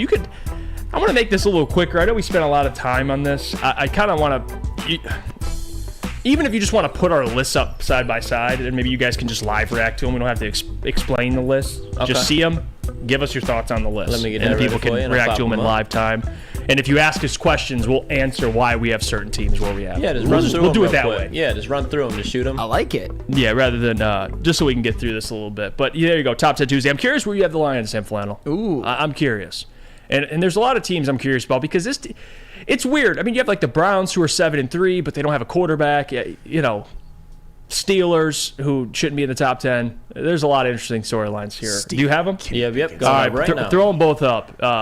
There's both of our lists here. All right. Oh wow. Okay, we have the same with a Lions rank. I'm actually proud of you, Sam. Oh, thank you. Same top 5. Yeah, and that should be standard, I think. I mean, I don't know how you guys feel about the Baltimore Ravens, but I don't think they're better than the 49ers or the Chiefs, Lions, or Eagles. So that's where I'm at. A little higher on the Jags than you are. It's okay. They're 7-3. They bounced back. It was an ugly loss. But I think, what do we have? You have Dallas a little higher than me. And then I have Texans above you. Yeah, I think you guys have the same top 10, just different order. It's how it should. I believe so. Yeah, because I mean, after the Browns, you got Pittsburgh. record-wise, which they're not in my top 10. So it was hard. I mean, you got the Bengals who are 5-5. There's just a lot of 5. Yeah, so these are the top 10 teams. We just have them in different orders. But talk to me, Sam. What finally made you put the Lions over the Chiefs, number 1, and then number 2, your Cowboys love? Talk about it. All right, let me start with the Cowboys because had to take on the fearful Frankie Louvu this Sunday. Oh, I mean that's right, and they carved them. Here's the thing with the Dallas Cowboys: they are one of 3 teams in the NFL with a top 5 scoring offense and top 5 scoring defense. Dak Prescott, whether you like him or not, is having a resurgent season. He looks more like 2021 Dak Prescott. CeeDee Lamb is having the best year of his career, and the Dallas Cowboys legitimately have 2 guys on the defensive side of the ball who could be fighting for Defensive Player of the Year. You've got Micah Parsons, who's got double-digit sacks already, and you've got Deron Bland, who has 4 pick sixes. He has more pick sixes this season than some seasons Julio Jones has had touchdowns. That is absolutely unbelievable. Plus, you got DeMarcus Lawrence. And I guess when it comes to the Lions, the Chiefs, they lost that game last night. It was a very, very winnable game, and as Chuck Brewer actually pointed out in the chat, the Chiefs do have some flaws. I was not as worried about the receiving core, but I am now. Justin Watson was dropping everything. Fucking Marquez Valdes-Scantling drops that ball that's right in his hands for a go-ahead touchdown. When Travis Kelce is gagging, that's how you know that it's that you're down bad in that game, because even he fumbled in the red zone. And you know what? You guys were all like that yesterday, because the Lions, if the wide receivers could have made a few more plays, the Lions would be the 1 seed right now, and the Lions would have the 1 seed with the Eagles having the prospect of playing Buffalo, San Francisco, Dallas on the road, Seattle on the road, and right now it's not like that. So that's why the Lions are ahead of the Chiefs, because the Chiefs they have too many flaws, and the Lions just keep finding ways to win. Yeah, that's fair. And you can nitpick. I mean, I would think the Chiefs right now defensively, they have the better defense. Absolutely. But to your point, offensively, I'm giving the nod to the Lions offense. So I think they're the number 1 offense right now in the league. With schematics, the offensive coordinator, all that and much more. I think the 49ers, though, Lucas, I almost put them 3. Can I have a hot take? I almost put them 3. Truly hot take, and I can get flamed in the chat, and if it blows up in my face, that's fine. I think the 49ers right now they're the number 1 team in football. I really do not care what people say. I know they're 6-3. If the Eagles lose A.J. Brown and Lane Johnson for 3 games, they're dropping a couple games out of it, especially with how they were looking at the beginning of the season. If the Lions lose Amon-Ra St. Brown and Penei Sewell for 3 games, they're in trouble for 3 games. The San Francisco 49ers lost Trent Williams and Deebo Samuel, and right when they get them back, they look right back to where they are. You know what they did during that 3-loss streak? They're taking notes. They're taking receipts. They picked up Randy Gregory. They picked up Chase Young. The 49ers are the best team in football right now. You can go back at halfway and say, yeah, they dropped 3 losses, which is true. But going forward, this is going to be the team to beat. I'm sorry. I think the 49ers roster is unbelievably stacked, but the question I still have is about Brock Purdy. And he's been playing really well, but do you think Brock Purdy could have done what Jalen Hurts did last night, being down 7-17, coming back and winning that football game? If the 49ers are healthy, I think so, yes. I'm not guaranteeing it, but I'm not writing Brock Purdy off by any means. I would give the edge to Hurts because we see him do it. And I'm not saying I would say the Eagles. You're slightly. terrible for that, but when I just look at the 49ers roster, especially on the defensive side even the offense, they have the best chemistry in the NFL out of any team. They can get it. They can dominate you in so many ways. The Eagles are the same way, but I just think the 49ers have that extra level, because not only the Eagles are very physical, but the 49ers are physical and they have burners. They have Christian McCaffrey, they have Deebo Samuel, they have Brandon Ayuk, even George Kittle for a tight end. With no Dallas Goedert right now, George Kittle, he was eating last week, he ate the week before, he's starting to come along. I think Purdy, he's not Jalen Hurts level, but he's a very capable quarterback of winning any game regardless of the situation, because of the coaching and because of the team around him. He's a solid quarterback too. I'm not saying he's solid. Brock Purdy, his development is hugely because of the 49ers. But Brock Purdy has truly developed into a legitimate NFL quarterback. The throws he makes are not just system throws. They're system designs, but he's making elite accurate throws outside of it. Okay. I don't hate it. And we've always felt a little different about Brock. I think Brock is a good quarterback, Sam. I just think there's a difference between what we've seen Hurts and some of these other guys, what they're able to do. But if you're going based on roster, Lucas, I don't hate it. I mean, their roster's stacked. They are. I mean, I think Brock is. And I know this sounds absurd, but there's still questions I want him to answer. Is that fair with Brock? Yeah, there's questions I want him to answer, and a lot of people aren't going to like this, but there's questions that playoff Kyle Shanahan needs to answer. And I know that this isn't about the playoffs. This is about the regular season, but I'm not ready to call the San Francisco 49ers a juggernaut just yet. I'll be honest. Those weapons look amazing. In terms of 2 wide receivers and a tight end, I can't think of anyone better in the entire NFL. And if you add running back, certainly nobody better.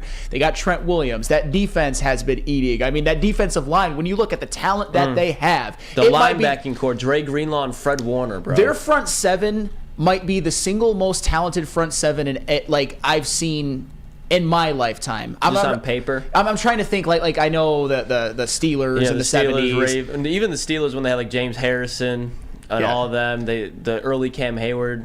But in terms of just talent, that front seven is just unmatched in the NFL and one of the best I've personally ever seen. I don't know.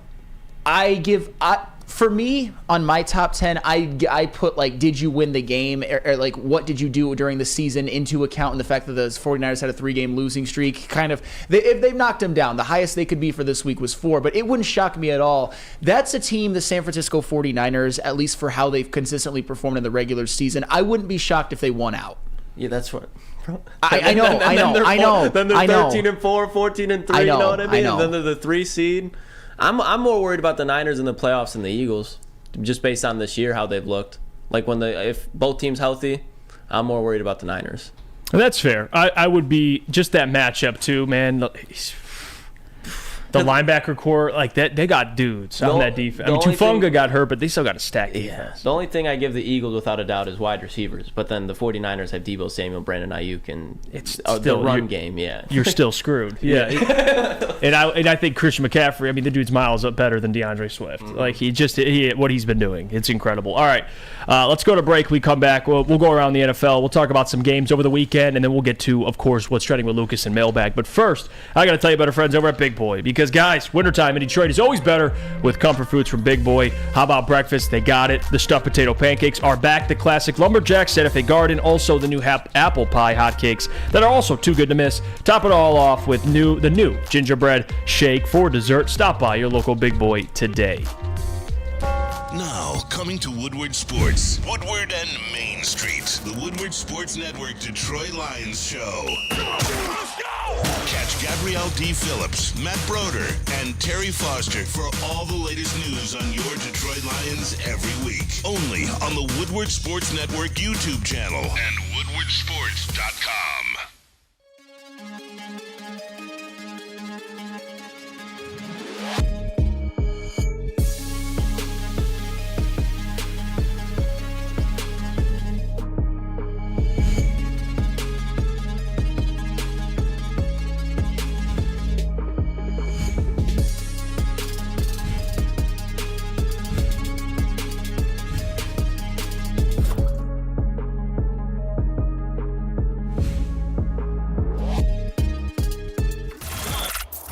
Woodward Sports' own Tom Mazaway and Sam Stick Day will be hosting our Lions postgame show after every Lions game all season long. Tune into the Woodward Sports YouTube channel for his hot-off-the-press takes, game analysis, and Kool-Aid sipping celebrations.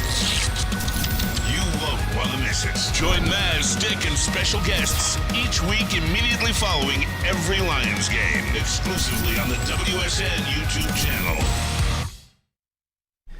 Let's talk about Outdoor Equipment Co., official equipment provider of Woodward Sports. Michigan-grown, family-owned. Bad boy mowers, tractors, steel handhelds, and even weed whippers. Liberty trailers, Generac generators, Snow X plows, and salters. Outdoor Equip Co. has it all. Buy it, rent it at 0% financing, delivery to your doorstep. Just visit their website at outdoorequipco.com.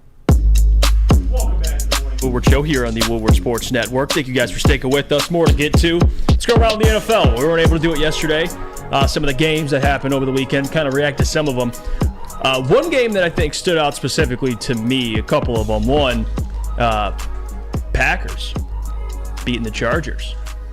Brandon, speaking of guys who should be fired, I mean, Matt Canada just got fired. I think you should just fire Brandon Staley right now. At this point. And just figure it out. He's probably more of a negative than a positive at this point. He's just hurting your team. And there's a lot of mistakes that the Chargers made shooting themselves in the foot. If you watch the game, too, defensively, I don't know. Jordan Love, you look at the stats, you're like, wow, 300 yards, over 300 yards and 2 TD passes. It feels like everybody has their best game against the Chargers defense. That's what it seems like. Everyone's just having career days. I turned on national sports news yesterday and my head wanted to explode. Like, I'm not denying that Jordan Love didn't play a good game, but people were acting like the Packers, are they finding a way to turn it around? Or are they finally getting the chemistry? It's like, no, bro. They just played the Chargers defense that didn't have Joey Bosa, and they rushed for a total of 80 yards. Yeah. And they threw against the worst passing defense in the NFL. At home. Well, and speaking of guys whose receivers let him down, Justin Herbert, he played almost a flawless football game. But Quentin Johnston had a big drop. Donald Parham had a drop. Keenan Allen had a drop. And Austin Eckler, again, when Austin Eckler is choking, that's how you know you're down bad, because he had a red zone fumble as well. I mean, I think it was even inside the 5-yard line. Well, what was Stone's name, though? That the backup tight end that had the 50, 60-yard touchdown? Oh, that's right, yeah. I don't even know. Yeah, I was going to, because that's the thing. Herbert actually didn't even, I mean, he had 2 TDs that picks, but he was 21 of 36. Yeah. And Jordan Love had a higher pass rate. Are you going to knock Herbert for that? Are you going to be like no, some I'm not people? going to knock Herbert, but let's not let's get off his nuts for a second. 21 of 36. Yeah, you said he had played a perfect game. He was great. He was fantastic. He played good. When you said perfect, I'm like, if perfect. Quentin Johnson catches that ball, he might go for a game-winning touchdown. And we're talking about Justin Herbert as having one of the best performances any quarterback had last weekend. If he 21 of 36. I mean, you're a numbers guy. Lots of drops. So 15 drops. Those are 15 drops. Okay, all right. God. I'm just saying. All right. Regardless, though, yeah, Brandon Staley, get the hell out of there. That's an L. You're fired! Yeah, you're fired. Moving on. Giants, you see Tommy DeVito? Slicing up. You remember when we were chirping at him with preseason, Jeff? What's going on? Sam Howell just decided against the Giants to crap the bed. Sacked 4 times, by the way. Didn't help him. But again, Tommy DeVito was sacked 9 times. 9 times. Yeah. He was sacked 9 times? Sacked 9 times and still ended up with 3 TD passes. Wow. He was the best quarterback on the field with Sam Howell. Chase Young and Montez Sweat, they got 9 sacks. Yeah. Oh, my God. Yeah. Jesus. Well, hey, by the way. How do you lose that game? About the Herbert point, Sir James says Sam doesn't like talking about what could have happened. That is fair. No, that's fine. So Quentin didn't catch it. Can't bring it up. But it wasn't Justin Herbert's fault. I'm just saying. Hey. Throw a better ball. That shit was on the money, too. No, I'm kidding. Yeah, Tommy DeVito, he's single-handedly just keeping Caleb Williams away from the Giants, huh? 3 wins. See, Tommy DeVito, the only man in front of the Giants to getting Caleb. I didn't know he had it in him. Yeah, I didn't either. I thought he was the worst NFL quarterback I've ever seen. But worst NFL quarterbacks ever don't even have one game like that. He was struggling against the Lions defense in preseason. Yeah, he was. we watched him. We went to it. You were chirping him, too. I told him the name he has, he was born to be a practice squad player, and then he threw a pick the next drive, and now he's cutting up the Commanders' defense. Darius Slayton, welcome to the NFL this year. Hey. Finally showed up. Saquon Barkley did his thing, but no, did. good for Tommy, man. The Italian genes, Hefe. Yeah, his mom must have made some fire casserole. He went out there and just balled out. Just some lasagna. But regardless, Dallas Cowboys whopping up on a bad team, huh? Just packing up those stats, offensive numbers, defensive scoring numbers, all those stuff. Isn't that awesome? It's again, I'm a Lions fan, but I also live in reality. When the Lions do it at home, it's like, oh my God, what an amazing performance. When the Cowboys do it on the road against the same Panthers team, it's like, psh, those frauds. Come on. No. Can we just give credit to both teams for taking care of business? Come on. No. Let's just hold on, Sam. Well, against the Lions, you have a win against who? The Chiefs. I understand that, but they did the exact. We're talking about the Panthers. So what big wins do the Cowboys have? I'll wait. They don't. Fine, they don't. That's why I harp on them, because your resume is the Giants twice, the Jets, the Patriots, the Chargers, and the Rams. Fine. It's a pretty good resume. I mean, they lost to the Cardinals. They've taken care of business for the most part, except the Cardinals. I'm just saying. I just want to listen. Show me the last 4 games of the season. Well, not last 4, but there's a 4-game stretch. Well, we'll find out about the Cowboys. You got Seattle, Philly, Buffalo, and Miami, and Detroit. 5 games. We'll see. We'll see. After that, I'll be like, you know what, Sam, resume looks a little better. If they win all those games, well, you know what, we'll revisit this. Another game, though, before we go to break here, I wanted to kind of get to 2 games. One, Jags are back, I think, to some extent. We'll see. Jags took care of the Titans. Will Levis, sorry, Booner, your boy, Will Levis, he still played pretty well, 2 touchdown passes, but still wasn't enough. Their defense got torched by what the Jags were doing. Had ETN anytime touchdown score. It didn't happen. It is what it is. But, again, they're back. They move up to 7-3. My upset of the week, though, I took 1 L. The other L, I was correct. I picked the Rams to beat the Seahawks. But the Cardinals, they couldn't get it done against C.J. Stroud. Even though C.J. Stroud had not arguably his worst game of the year, they still found a way to win that football game. So credit to him. Over another 300-yard passing game, by the way. Tank Dell, huge game too. Yeah, Tank Dell had 149 yards and a TD. I traded for both of them in fantasy like 3 weeks ago, and it saved my season. Hey, Will Anderson with the sack. I mean, that's there he goes. Yeah, it's like a weekly Will Anderson. Is Will Anderson top 10? Call in right now. We'll answer that question. No, he's not top 10. He only has 2.5 sacks less than Aiden Hutchinson. He'll be there next year. He'll be top 10 next year. All right. It's like you're Jake Bobo. I think expectations for Will Anderson were a little higher coming into the season than Jake Bobo. I think everybody thought he had the defensive rookie of the year on lock. Hey, by the way, quickly about the Broncos-Vikings game. What'd you think, Lucas? Where are you at? I still think the Vikings would be a harder opponent. They're gonna have Justin Jefferson back, even like on the road. Like I just don't trust Russell Wilson anymore so much, and especially that wide receiver core outside of Cortland Sutton is just awful. They have probably equally as bad running game consistency-wise as Minnesota. They have more upper-end talent, and they're a divisional opponent that has more film. Kevin O'Connell's a better coach than Sean Payton as of right now, offensively. So I'm going to take that. Yeah. I mean, all time I'm taking Sean Payton, obviously. Yeah. Dude's a Hall of Fame head coach. Yeah. So I'm just saying right now with their current rosters, Kevin O'Connell's clicking better. I don't know. They were able to run the ball, though, the Vikings. They were able to run the ball. Congratulations. Ty Chandler? They had almost 200 yards rushing on the Broncos. But I don't know. I don't know. The Broncos have been, every game they're in, it's just ugly. And that's how they want to play. Like, you look at the last couple, like a 1-point win over the Vikings, a 2-point win over the Bucks. They took care of your Chiefs, but regardless, a 2-point win over the Packers, 19-17. Just these ugly ass games. Mid as fuck. Yeah, it's ugly. They're just ugly. Let him cook. Talk about them. Yeah, it is. It's disgusting. All right, I'll tell you what. We'll go to break. When we come back, we'll chop it up a little more, and then we'll get to, of course, what's trending with Lucas and Mailbag. Stick around with us. We appreciate you. Alicia says, "What's the thumbnail?" Yeah, that's Ryan Lentz. He cooks the thumbnails up. Thank you for that, Ryan. That thumbnail's out of pocket. Yes, it is. It really is, Sam. But you know what? I love it because guess who sent him the suggestion? This guy. All right. I didn't send him that one specifically, but he did kind of. He put his own little twist on it. I didn't even see it. I got to go back and look at it. That's my favorite part of the day. We've setting the stream up and see what the thumbnail is. It's like Christmas every morning, right? Yeah. Flannel's gonna get Homelander eyes here in a second. Jake says maybe a top 5 thumbnail the network's ever had. That's good praise. We gotta tell Ryan that. He always loves to hear that. Good job, Ryan. Whatever Flannel's in it. Hoof Harded says Broncos 3-0 over the NFC North. Wow, that's actually true. Speaks to the NFC North. Yeah, that's also true. That is also true. That is also true. What's like the outstanding win? The Packers. I mean, they beat your Vikings. My Vikings.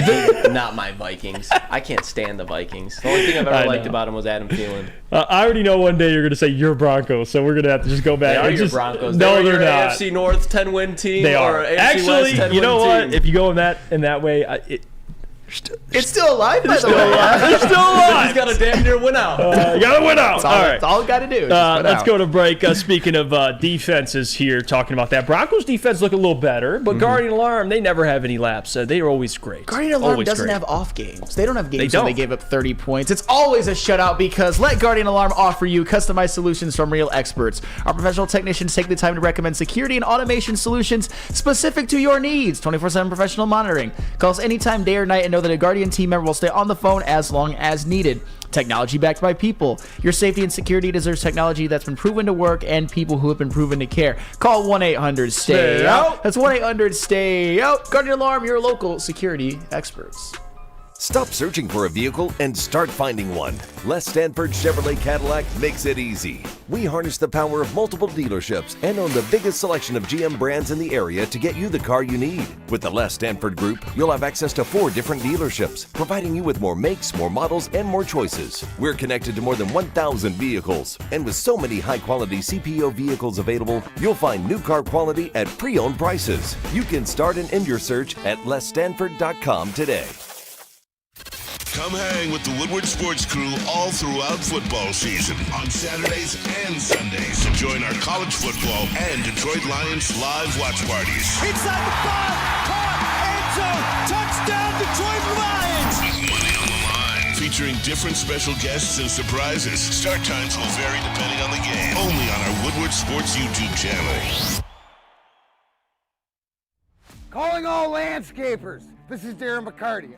I'm at Outdoor Equipment Co. How would you like to landscape like a legend? How about a bad boy zero turn?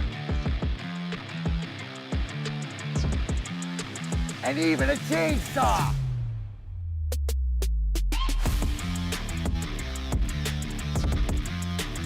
And even a weed whipper.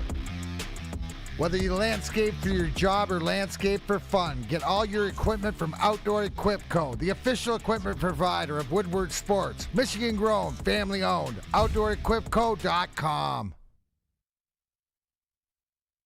Come to Lady Jane's for an award-winning haircut experience and register for a once-in-a-lifetime opportunity to win an all-expenses-paid suite for the 2024 NCAA tournament for you and 5 of your best buds. Lady Jane's open 7 days a week. Walk in anytime. It's wicked awesome.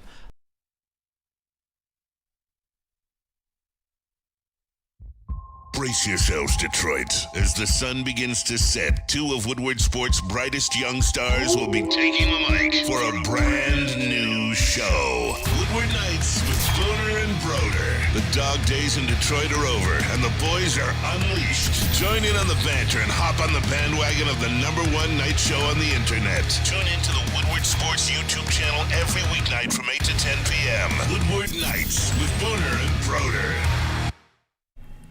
Feldman Chevrolet, Detroit's #1 Chevy dealer with 18 locations. There's always a Feldman Auto dealership in your backyard. Visit feldmanauto.com to find the location nearest to you. Since 1996, Feldman Automotive has been driven to provide a fast, convenient, and first-class car buying experience. Called the Feldman Advantage. Catch Woodward Sports live from Feldman Chevrolet in Novi every other Monday to recap Lions victories. We're back. It's the Morning Woodward Show here on the Woodward Sports Network. More to get to. I know we have a video that I wanted to play for everybody. It's a Chicago Bears fan live reaction to what transpired late in the game on Sunday. And just take a listen to this. It is great. We're going to hand the ball off. That's a touchdown! What an opening drive for the Bears! Picked! It's a pick! The Bears have it! Come on, baby. Pressure. Please get some pressure. It's picked! Another interception! 2nd and goal. They're going to flip it out. There's nobody there. And Gibbs is going to fucking walk into the end zone. Please, please, pressure. No. No! Fucking St. Brown scored. God damn it! Come on, Justin. He steps up. He's taking a shot. Oh, DJ, touchdown! Come on! Pressure, Sweat, I need you. Oh, another interception! Holy shit! It's Edmonds! Please, pressure, please. He's taking a shot. A wide open man! Fucking touchdown! They're gonna hand it off to mine. My touchdown. Fucking touchdown! Justin. Come on, watch out, Justin! He loses the ball! He kicks it! I'm fucking done! I'm fucking done! Oh. I love it. He's like, he takes a shot! He should take over for Gus, dude. Don't ever disrespect Gus Johnson. Don't have That guy's commentary was great. It's funny, and you know it's ironic. Screw you, Bears fans. I hope you just enjoy this because we had to endure this as Lions fans. This is something we had to go through and experience, and eventually we overcame it as of right now. But to see Bears fans go through it brings me so much joy. Screw you guys. Maybe F the Bears. Maybe I'm wrong with this, but this past couple years of Bears football might even be worse than a 2-year stretch the Lions have experienced in recent memory. No, I'm not. I'm just saying that it's really bad. And it's Tim really Boyle. hopeless. Tim Boyle. Tim Boyle is rough. David Blau. No, they at least had Tyson Bagent to make him look reasonable at the quarterback position. Like he wasn't anything good, but he was no Tim Boyle or David Blau. I think Tim Boyle, fun fact, after high school, he has a 1 touchdown to 3 I got pick it for you right here TD because I was doing it for 940, but we'll show you right here. He threw 1 touchdown at UConn. Oh my to God. 13 interceptions. The man didn't even. His yards per attempt were 4.5. He never threw a deep shot in his life before he got in the NFL. But because he cuddled with Aaron Rodgers at Packers training camp, he somehow just travels around the league with him now. It makes no sense. Sam, with those numbers, 48.4 completion percentage. Sam, would those numbers indicate he's a first-round pick? No, they would not. He is. That's unheard of. Being that bad at UConn, the savior. Oh my Lord! The Jets somehow found a quarterback that was worse than Zach Wilson, and they decided to start him. Like a lot worse than Zach Trevor Wilson. Simeon's their backup now. Why aren't you throwing Trevor Simeon in there instead of fucking Tim Boyle? Yeah, Trevor. He at least has some wins under his belt. He does. Let Trevor eat. Let him be great. Wow, Tim Boyle. Yeah, that era was bad. There's been a lot of bad. It's fun now looking back on it.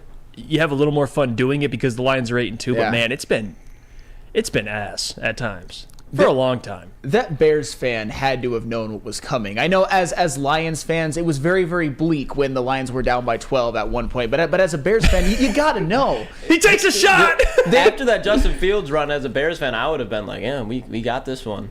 They have snatched defeat out of the jaws of victory so many times in the last couple of years. And like I said before, look it up. Justin Fields has not had a clutch moment his entire NFL career. Not one. His one-game winning drive, I believe, was against the Houston Texans last year when Davis Mills gift-wrapped them an interception at, I think, the Texans' 20-yard line, and it was like a 4-play, 0-yard drive. Just knee, field goal. Seriously, guys. Wow.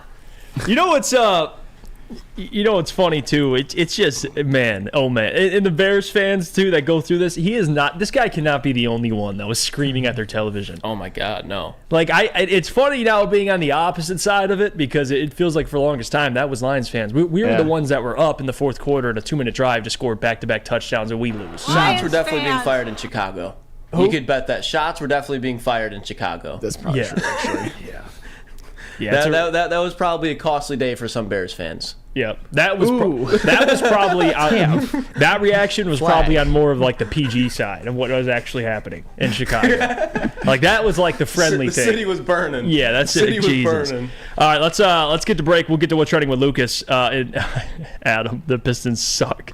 Yeah, well, Jesus. We have no Pistons on the prep. All right, that's it. And not as of right now. We have Kool-Aid. He'll join the show this week and talk about it, but we're not talking about the Pistons at this point. Nobody wants to hear about it, and they would know that as well as we do. They don't blame us for that either. Like, who wants to talk about the Pistons right now, dude? Maybe we'll do it at 9:40. They had Mike Malone got ejected, Jokic got ejected, and they still lost. Yeah, they didn't have a head coach or their best player, and they still lost. Pistons are the worst team. And no in the Jamal NBA. Murray either, by the way. The worst team in the NBA. There was no Jamal Murray either. It was bad. Didn't they just lose the fourth? Like they were down in the third quarter by like 40 to the Raptors too. Yes. Yeah. Oh, come on! All right, let's get at least that. we were at one of the wins. All right, you know what I mean? We were at one of the two. We were at half of them. All right, I'm getting pissed off. All right, let's go to break here. When we come back, like I said, we'll get to what's trending with Lucas and, of course, mailbag. But first, we got to hear about our friends from Dispo. I may need Dispo after watching some of these Pistons games. Oh, yes, really and much. join Braylon Edwards and the Dispo Dispensary family at their Hazel Park location today, actually. Go down there after you listen to the Morning Woodward show for the Thanksgiving turkey giveaway. Got a little bit jumbled up in the read there. Starting at noon noon, so watch a little Big D Energy and then head down there. Dispo will be giving away Thanksgiving turkeys over the course of the day. All you have to do is purchase any product from Dispo Hazel Park on Tuesday afternoon, and you'll receive your turkey available while supplies last. Dispo Hazel Park is located at 634 West 9 Mile Road in Hazel Park, Michigan. Pull up, re-up, and grab your bird for Thanksgiving dinner. Gobble, gobble. Brace yourselves, Detroit. As the sun begins to set, two of Woodward Sports' brightest young stars will be taking the mic for a brand new show. Woodward Nights with Booner and Broder. The dog days in Detroit are over, and the boys are unleashed. Join in on the banter and hop on the bandwagon of the #1 night show on the internet. Tune in to the Woodward Sports YouTube channel every weeknight from 8 to 10 p.m. Woodward Nights with Booner and Broder. Your home is your most important asset. Flexibility in the sales process is key. When you work with Mark White & Associates, you can cancel at any time, for any reason, without penalty. Speaking of flexibility, check this out.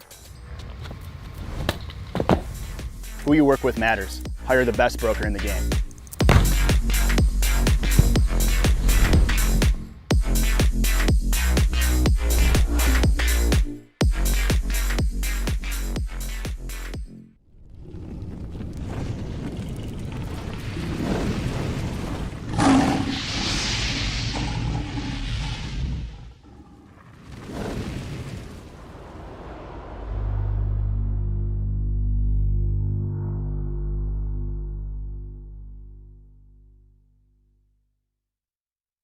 When buying or selling real estate, flexibility and control over the sales process is key. Sellers, how would you like the freedom of canceling your listing agreement at any time for any reason with no penalty?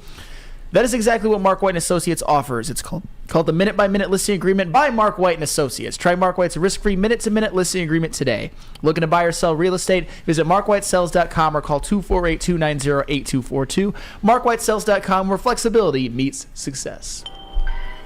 Dan Wood says mailbag, is it wrong to be touching yourself when Flannel reads off stats from Google? Oh, asking for a friend. Ooh. He's asking for a friend. Clip it, JB. Probably asking for Dan you. Wood said he's asking for a friend.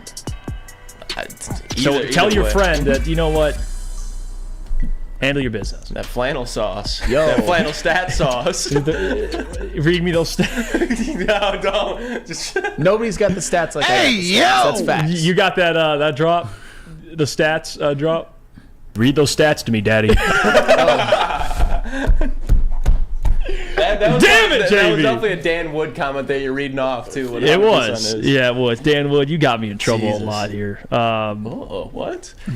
What do you mean? You got Get to, okay, you know what? Get to what's trending, douchebag. Sorry, Well, I'll tell you who's not a douchebag, and I hope Adam's still in here because he's a Jamison Williams denier too. But J-Mo, you know what he did after that W? Before he went home, he went down and he went down to a homeless shelter, gave out some turkeys, some nice family. But just listen to the video, man. You can tell this kid is really coming into his show with the city. He's getting confidence both on and off the field, and he's doing good things. I'm out here with Jamison Williams after a big come from behind win. Just tell us what you was out here doing today after the win, man. We was out here giving out turkeys for families, man, and some families came out, but the families who didn't come out, we still left them here so they could still come out and get them because they said they ran into something. So we just gave our families, we just gave families turkeys. Why was that important for you to do after a win? A lot of people, you know, there's some of the things that people don't see that you're doing, man. Why was this important for you to come out here and do this in the city again, man? It's important because I just want to keep staying focused and being out in the community and doing things for the city of Detroit. You know, I'm here, and that's what I want to keep doing. Do it feel like y'all a part of something special right now, though? Like just all the momentum that's been around, man. It feel like, how do it feel being a part of this turnaround, man? Oh, yeah, it feels good for sure. You know, me being on the team last year, but not being able to play, seeing how we shook back and turned it over, and then got to what we're doing now. It's always good doing that for sure. And that's just one of those things I wanted to bring up just because I hear the word maturity with J-Mo a lot. Yes. And that's one of those things, and Flannel, this is not a shot at you because I know we go, but like that's why I get very aggravated when people talk about Jamison Williams because the talent is there. The maturity is there as much as people don't want to do it. It's just a matter of time. This kid's a great person. This is a guy that's great to have in the locker room. He's not been a distraction once. Even through all the gambling suspension, even through all the noise that's been around it. Jamison Williams has kept his mouth shut and he's went to work. So I'm very proud of him, even though it's a corny word to say, but just see like I'm happy that a kid who's my age that has all this pressure on him, all this noise going around him, and he's still just finding a way to succeed whether people like it or not. Yeah, I think we could talk all day. Me and Sam could argue about potential, but you cannot argue the character. Like, and this is a common theme with Lions players and who they draft. He has all the character traits. Like, who does it? You're 22 years old. Yeah. After a big win, you score a TD, you're the man, and you go and your focus isn't on, the Packers right away or celebrating or soaking in the big win, as you head right over and you go help other people. So you can't argue the character of Jameson Williams. Well, I will say this. Going and doing that after playing a whole football game, I mean, think about it. I would think after doing that, you'd either want to go home and just chill, relax, get some food that you like and watch a little TV, or you'd want to be a man about the town and be the biggest man at whatever venue you walk in. So the fact that Jameson Williams is out there doing that does speak to his character. Well done. Yeah, well done. When you see that, JB, what you think? I mean, everyone has said it before. You can see the maturity level in this guy as well, too. And just his demeanor is just coming across as like, hey, I'm relaxed now. The pressure isn't on me anymore. As you've seen in him at the beginning of the season and last year, you kind of seemed like a person who was still trying to prove himself out here to the team and to the community as well. But now it's just... It just seems like he's just going to be a lot more easy and relaxed out there on the field. If the opportunities come to him to score a touchdown, which they did on Sunday, he's going to make those big plays. So I just feel like the pressure's kind of off of him right now. He's just kind of embracing the city and this team. So yeah, it's nice to see. Mm-hmm. Yeah, and Jameson Williams, he feels free. And Jeff Teague, ever since he retired with the story times he's been dropping, he does as well. And Jeff... This one's got your King Braun, and this is just Jeff Teague. If you guys have not checked out his podcast, you don't even have to be an NBA fan because all he does is storytell. But it is not all he does, but it is hands down some of the funniest content you'll ever see. And here's one example of it. Y'all NBA niggas be on bullshit. Who? Like you. Like, what was your issue when you pushed LeBron, bro? Why you do that?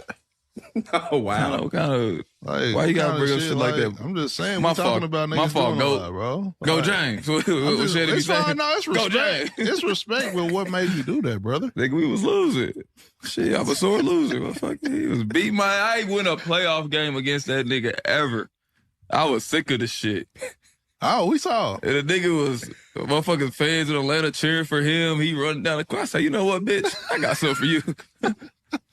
Shoulder checked the shit out that nigga. He went to the stage. I saw that. My nigga. I got so much hate mail. If he would have been hurt, I would have killed you, bitch. I'm like, damn, I gotta get off the internet. That's when I first deleted Instagram.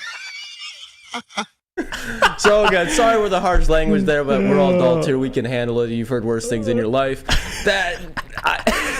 What do you think of when you hear that, Jeff? You're king. I mean, it's not just taking cheap shots. Well, you know what? Well, I just think it's funny because even Stick says this all the time. Everybody ate during LeBron's era, which, guess what? Golden State Warriors, cool. Spurs, some of the greatest teams ever assembled. They won, but there's guys like this, like Jeff Teague.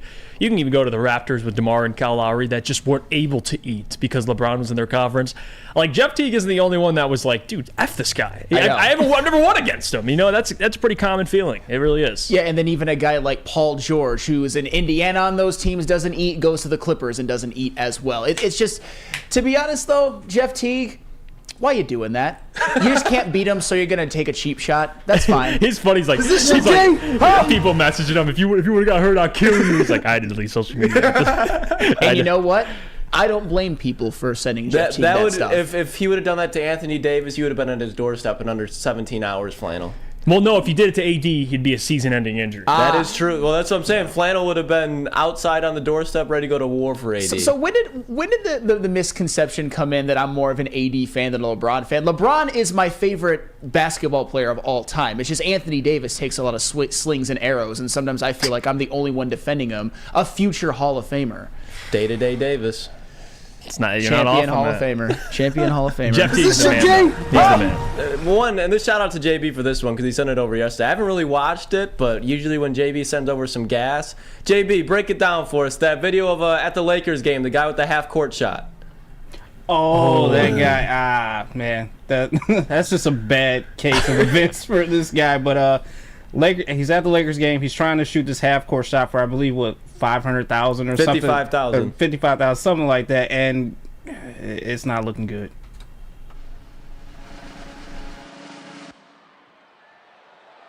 Oh, you had the distance. You had the distance. Anthony, come back, Anthony. Uh-oh.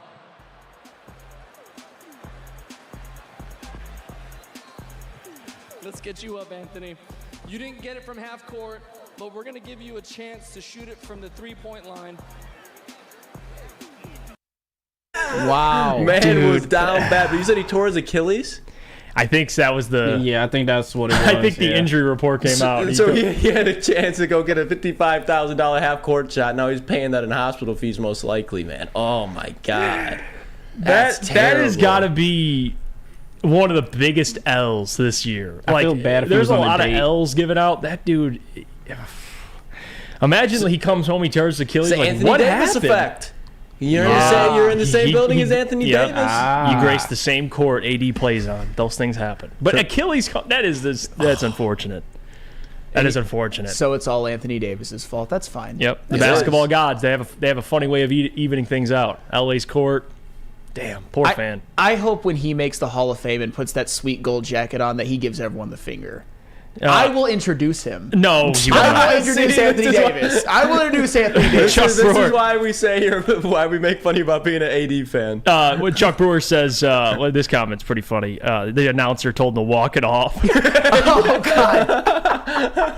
Walk it off, you'll be fine. Joey 2 says it's only a 2-month injury according to Aaron Rodgers. That's fair. Hey, Aaron go to Rodgers. his surgeon, right? Go take some ayahuasca and you'll be back. Yep.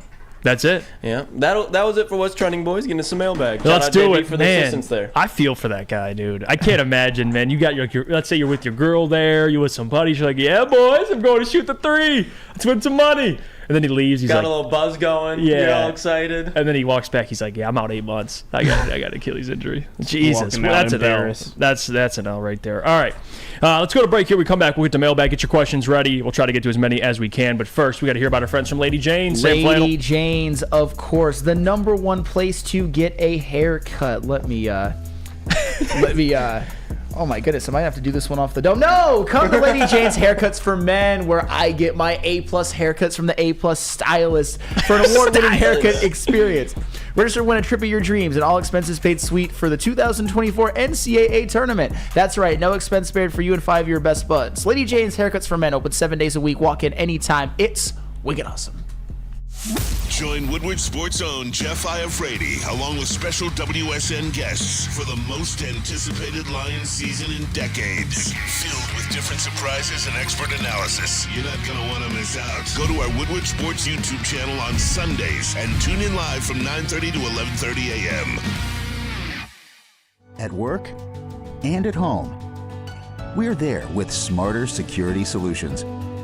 Featuring complete automation with customized alerts and more. For over 90 years, we've been the company that's been counted on to protect what matters most, all with personalized service and care. Right now, for a limited time, receive a free video device plus free installation with a new home system. Guardian Alarm. We protect Michigan. Now, coming to Woodward Sports, Woodward and Main Street, the Woodward Sports Network Detroit Lions show. Let's go! Catch Gabrielle D. Phillips, Matt Broder, and Terry Foster for all the latest news on your Detroit Lions every week. Only on the Woodward Sports Network YouTube channel and woodwardsports.com. What happens when there's a great business and you run a great business for over 50 years? You expand and offer more products to more people. That's exactly what Les Stanford has been doing over at Les Stanford Buick GMC. The same great service that customers have come to know and trust. They're on 9 Mile, just on Woodward Avenue, south of 9 Mile. Check out Les Stanford in Dearborn today. Find the brand you want at lesstanford.com. All right, it's mailbag time. JB! What do you got cooking in the lab today? JB getting spicy on a Tuesday. Hold on. Yes, I like this. It's good vibes. JB cooking. Let's see. Yeah, now I'm kind of like soaking in the beat now. Let's get to Shot says mailbag. Why are we acting like the Pistons are the healthiest team in the NBA with a team full of Hall of Famers? I mean, I get the health thing, but I don't know. I'm at least not acting like that. I mean, it's still disappointing, the start. Now, there has been injuries, but that doesn't excuse how bad they've been. So I can't. I'm kind of on both sides, Shad. I can't completely excuse the start, but I do get not having a lot of the players that you thought would be there. Yeah, it stinks. Shad, you don't have to go that far in the opposite direction. Nobody is expecting that. It's just, at this point, will the Pistons even get 20 wins? Will they have the worst record in the NBA again? Has Cade Cunningham played every game? Yes, he has. Does he have enough help? Absolutely not. But still, if this is acceptable to you, then fine. Do you, Shad? And I'm the clown. Yeah. No, okay, hold on. Shad. That's my guy. Let's see here. Freddie Felt 313 says, rank these football moves any given rank these football movies any given Sunday. The Replacements, Little Giants, and Varsity Blues. Wow, that's a lot of options there. Any given Sunday. Any given Sunday's got to be one. Yeah, I would be honest. Football movie ever though. Yes, that's kind of where I'm at. Any given Sundays out of. I think I've seen Little Giants though. I've only seen Any Given Sunday or Little Giants. I haven't seen Varsity Blues or The Replacements. Have you? I've definitely seen Varsity Blues, but I don't think I've seen The Replacements. No. What? Nothing touches. So Remember the Titans. That's like I'm biased. I'm gonna go Any Given Sunday. Yeah, but I just feel a lot of times sports movies kind of cringe me out because you already know what the ending's gonna be. 10 times out of 10. But Remember the Titans, bro. Car crash and fucking. You don't know what the hell's happening in that movie, and yeah, I don't know. People are chiming though. Varsity Blues is the best, says Jack Hammer. Broder says you guys got to watch The Replacement. That's yeah. How have you not seen The Replacements? That's an L. Yeah, by me. You haven't seen? Have you seen it? I haven't seen it. No. Yeah, it's an L. Is it's it a newer? double. Obviously it's older. Yeah, it's an older movie. I believe it's with Keanu Reeves. Yeah. And it's about I might be thinking of the wrong one. The strike, I guess. Who farted says no love for the blind side. That movie's just... Oh no. Poor Michael Orr, man. It's a great movie. It is, but now that I know everything after, it's hard to. That's an L for Michael Orr. Yeah, I got that's a tough. He didn't get a dime out of that movie. Oh my gosh, that shit's wild. I don't know. I mean, he got money from the movie. It wasn't a lot, but he got money. What does that mean? Like 40,000. He got like 40,000 from the movie. Oh, that movie sold. Yeah, I know it sold way more. He should have like a lot more than that. What are you making those noises for, Sam? Just without the Tuies, he would have. Who knows what would have happened to him? Is that a factor? He got to the NFL. He got to the NFL. He got to the NFL. Oh, that okay. Whoa. Oh my God! Horrible life he had. He got to the NFL. He played at Ole Miss. He's a first-round draft pick. Jesus, we just stepped on IED, guys. Oh my Lord. Yeah, I didn't know the Tuies motivated him to play well at Ole Miss. The Tuies took him in when he had no home. Come on.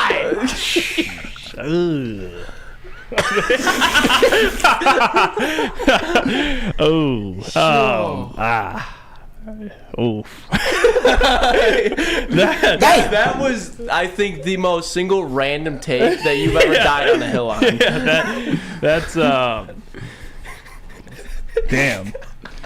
feel bad for the ears right now. That was just like 15 seconds of pure noise. I couldn't even understand what he was saying. Dude's going to war for the Tuies. Yeah, I know. He died on the hill for the Tuies.